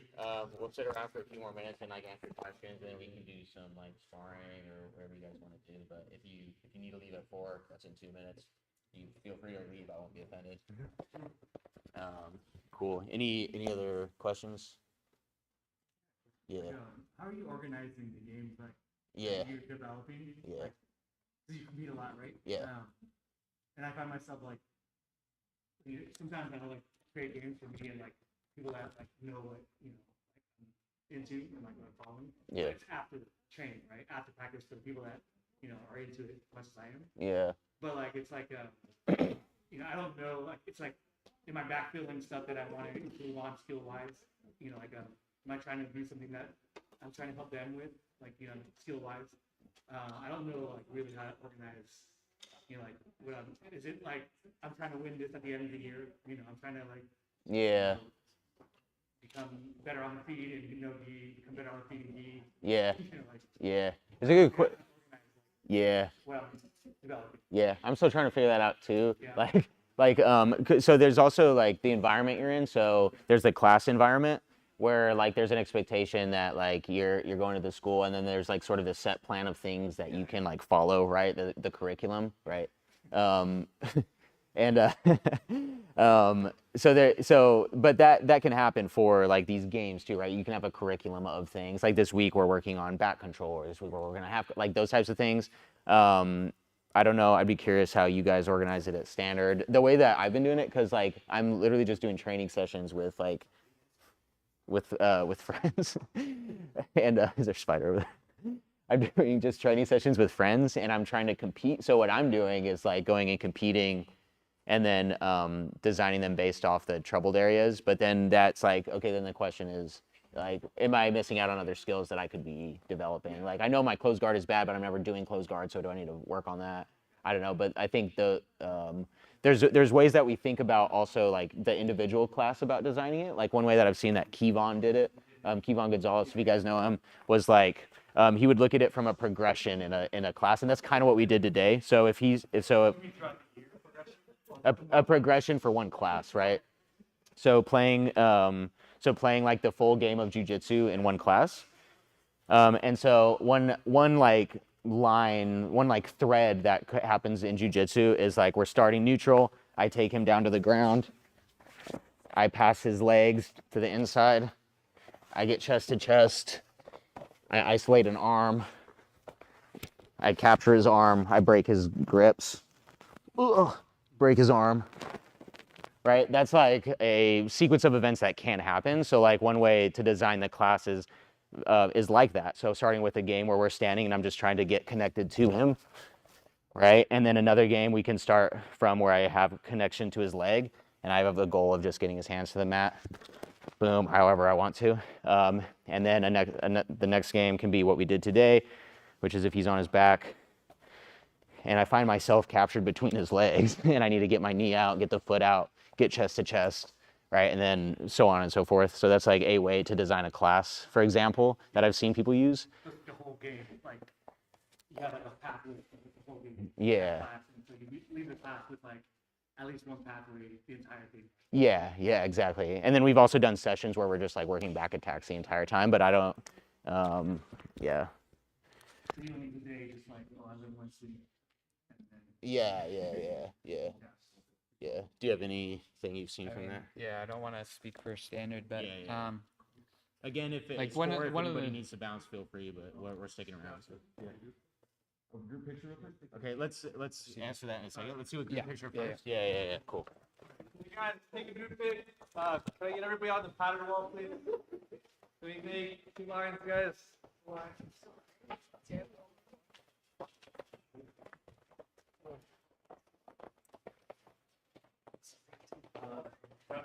The seminar on YouTube. Yeah, there will be a link. Okay. Yeah. I can send it to you if you want to post it. I can post it too. I'll also send it to you. Okay, that sounds good. Okay. Can I sit next to you? Get in here, bro. Can I get in here? Get in here. Yeah.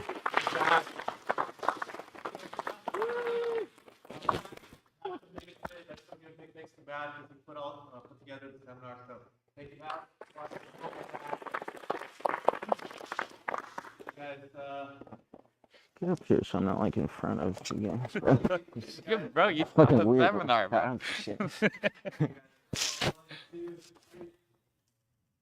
you guys. Cool. Thank you guys. If you got to get out of here, go ahead. I'm going to stay here for a little bit to answer some more questions. Then we can do some rolling if you guys want. No, you're good. Yeah, thanks for coming, dude. Yeah, thanks for coming. Awesome, man. Yeah, thanks for coming, dude. Yeah. Good job, man. Thanks. Yeah. Guys, Sam Boss in the front. Also, guys, Josh's Venmo is located on the whiteboard. Okay, guys. Well, thank you, Manny. You guys. Cool. I don't know if anybody has questions, so we might just roll. It's just rolling. Sorry, I cut you off right now. No, that was good, bro. Yeah. Cool. Yeah, we gotta go too. Oh, you do? Okay, cool. Okay. Cool. Thanks. Yeah, thanks for coming. I'm so hot, Mike.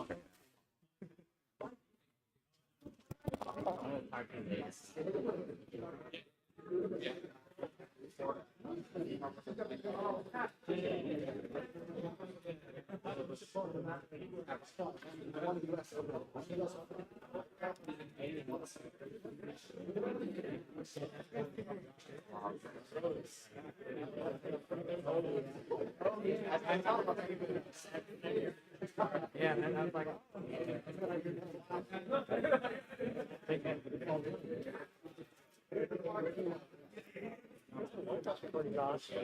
you know, Danny does feel that. Is it a difference from a stone killer or but it's the thing we're doing. It just gets inflated by yeah, well, because like there's like right.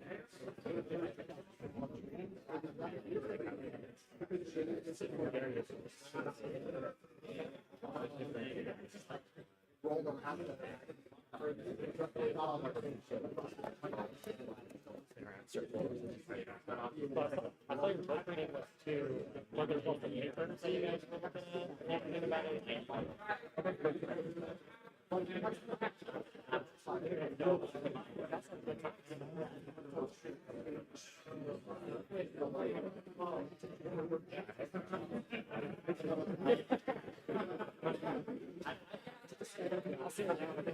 I've been gone for like the past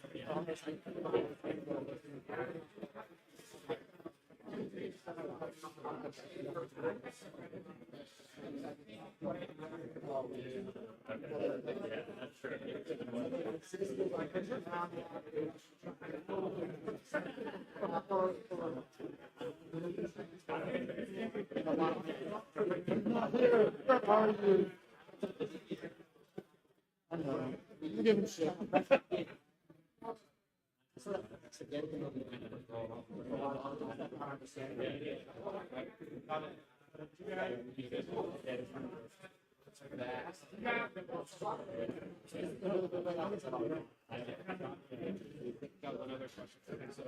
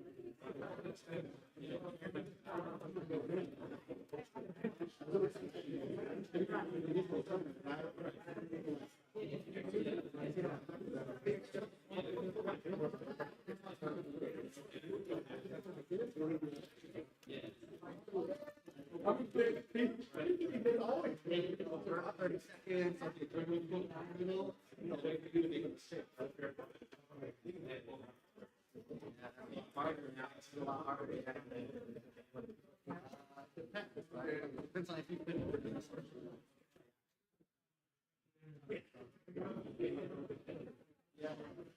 So like a very common thing, like leave out passes, probably for the takedown or a good takedown, anything like they pull open guard, you jump in,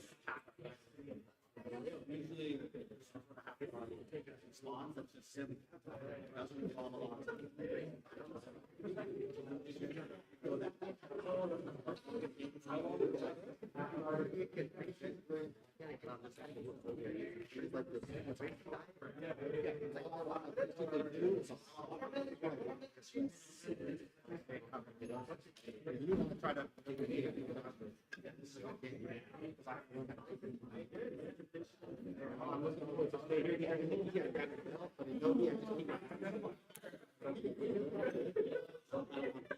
Hey, bro.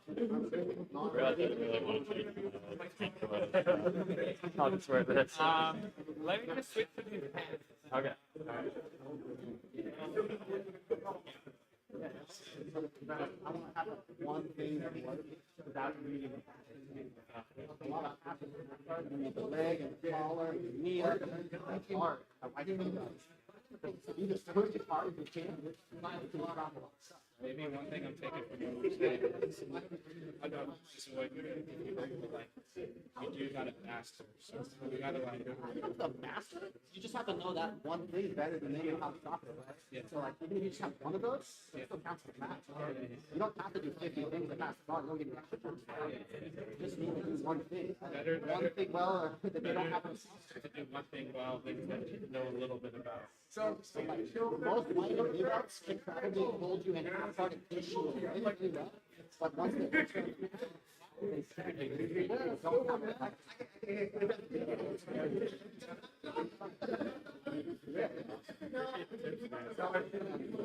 Another thing too I started doing in the kitchen is like how to do the gun move and like how does the move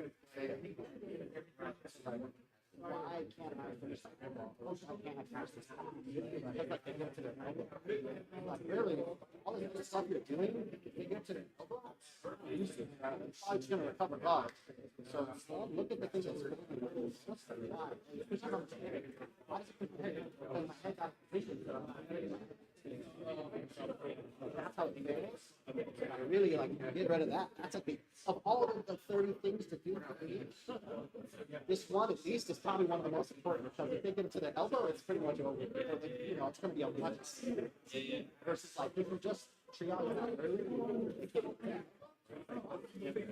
Again, there's no rush. You don't get any more points for passing. It's like, you rush for it and bring the knee back and make it back to five. You just run back to the they know what you want to do now. You know,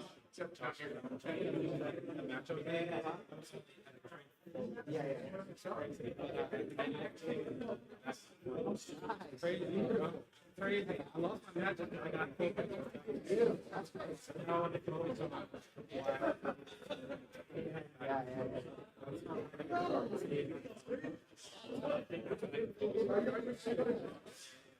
Yeah, the back control stuff is Yeah, thanks, bro.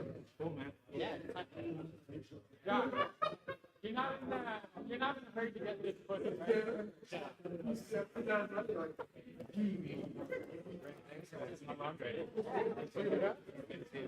That's a legit camera.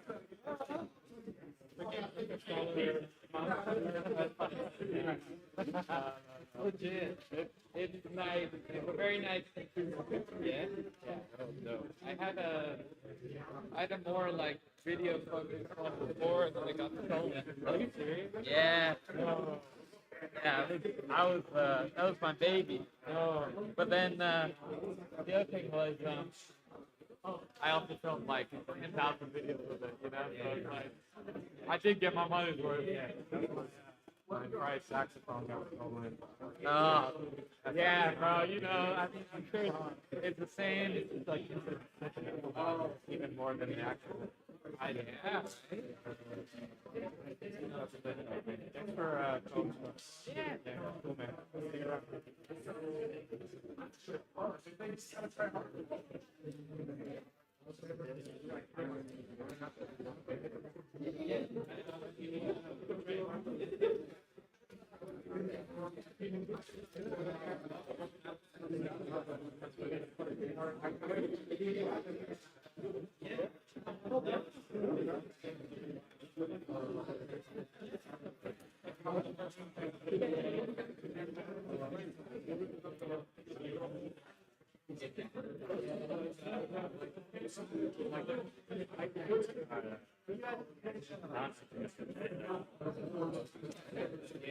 You know,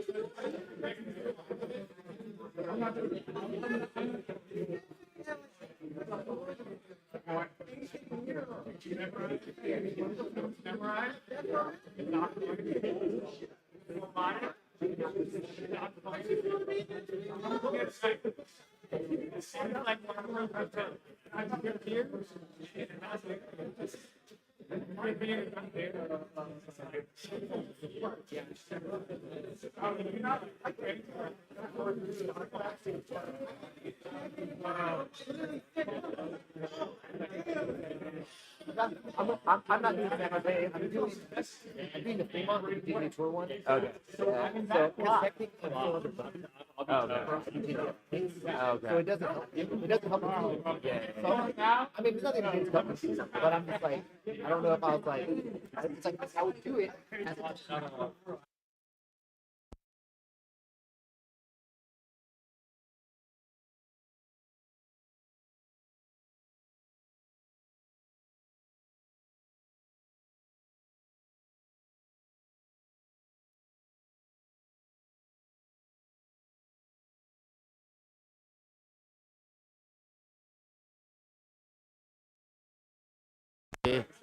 Thanks for tuning in. Oh, let me see if there's anything in the chat. Yeah, thanks everybody. That's it for the stream. Yeah, if you got any questions afterwards, just drop them in the comments. See y'all.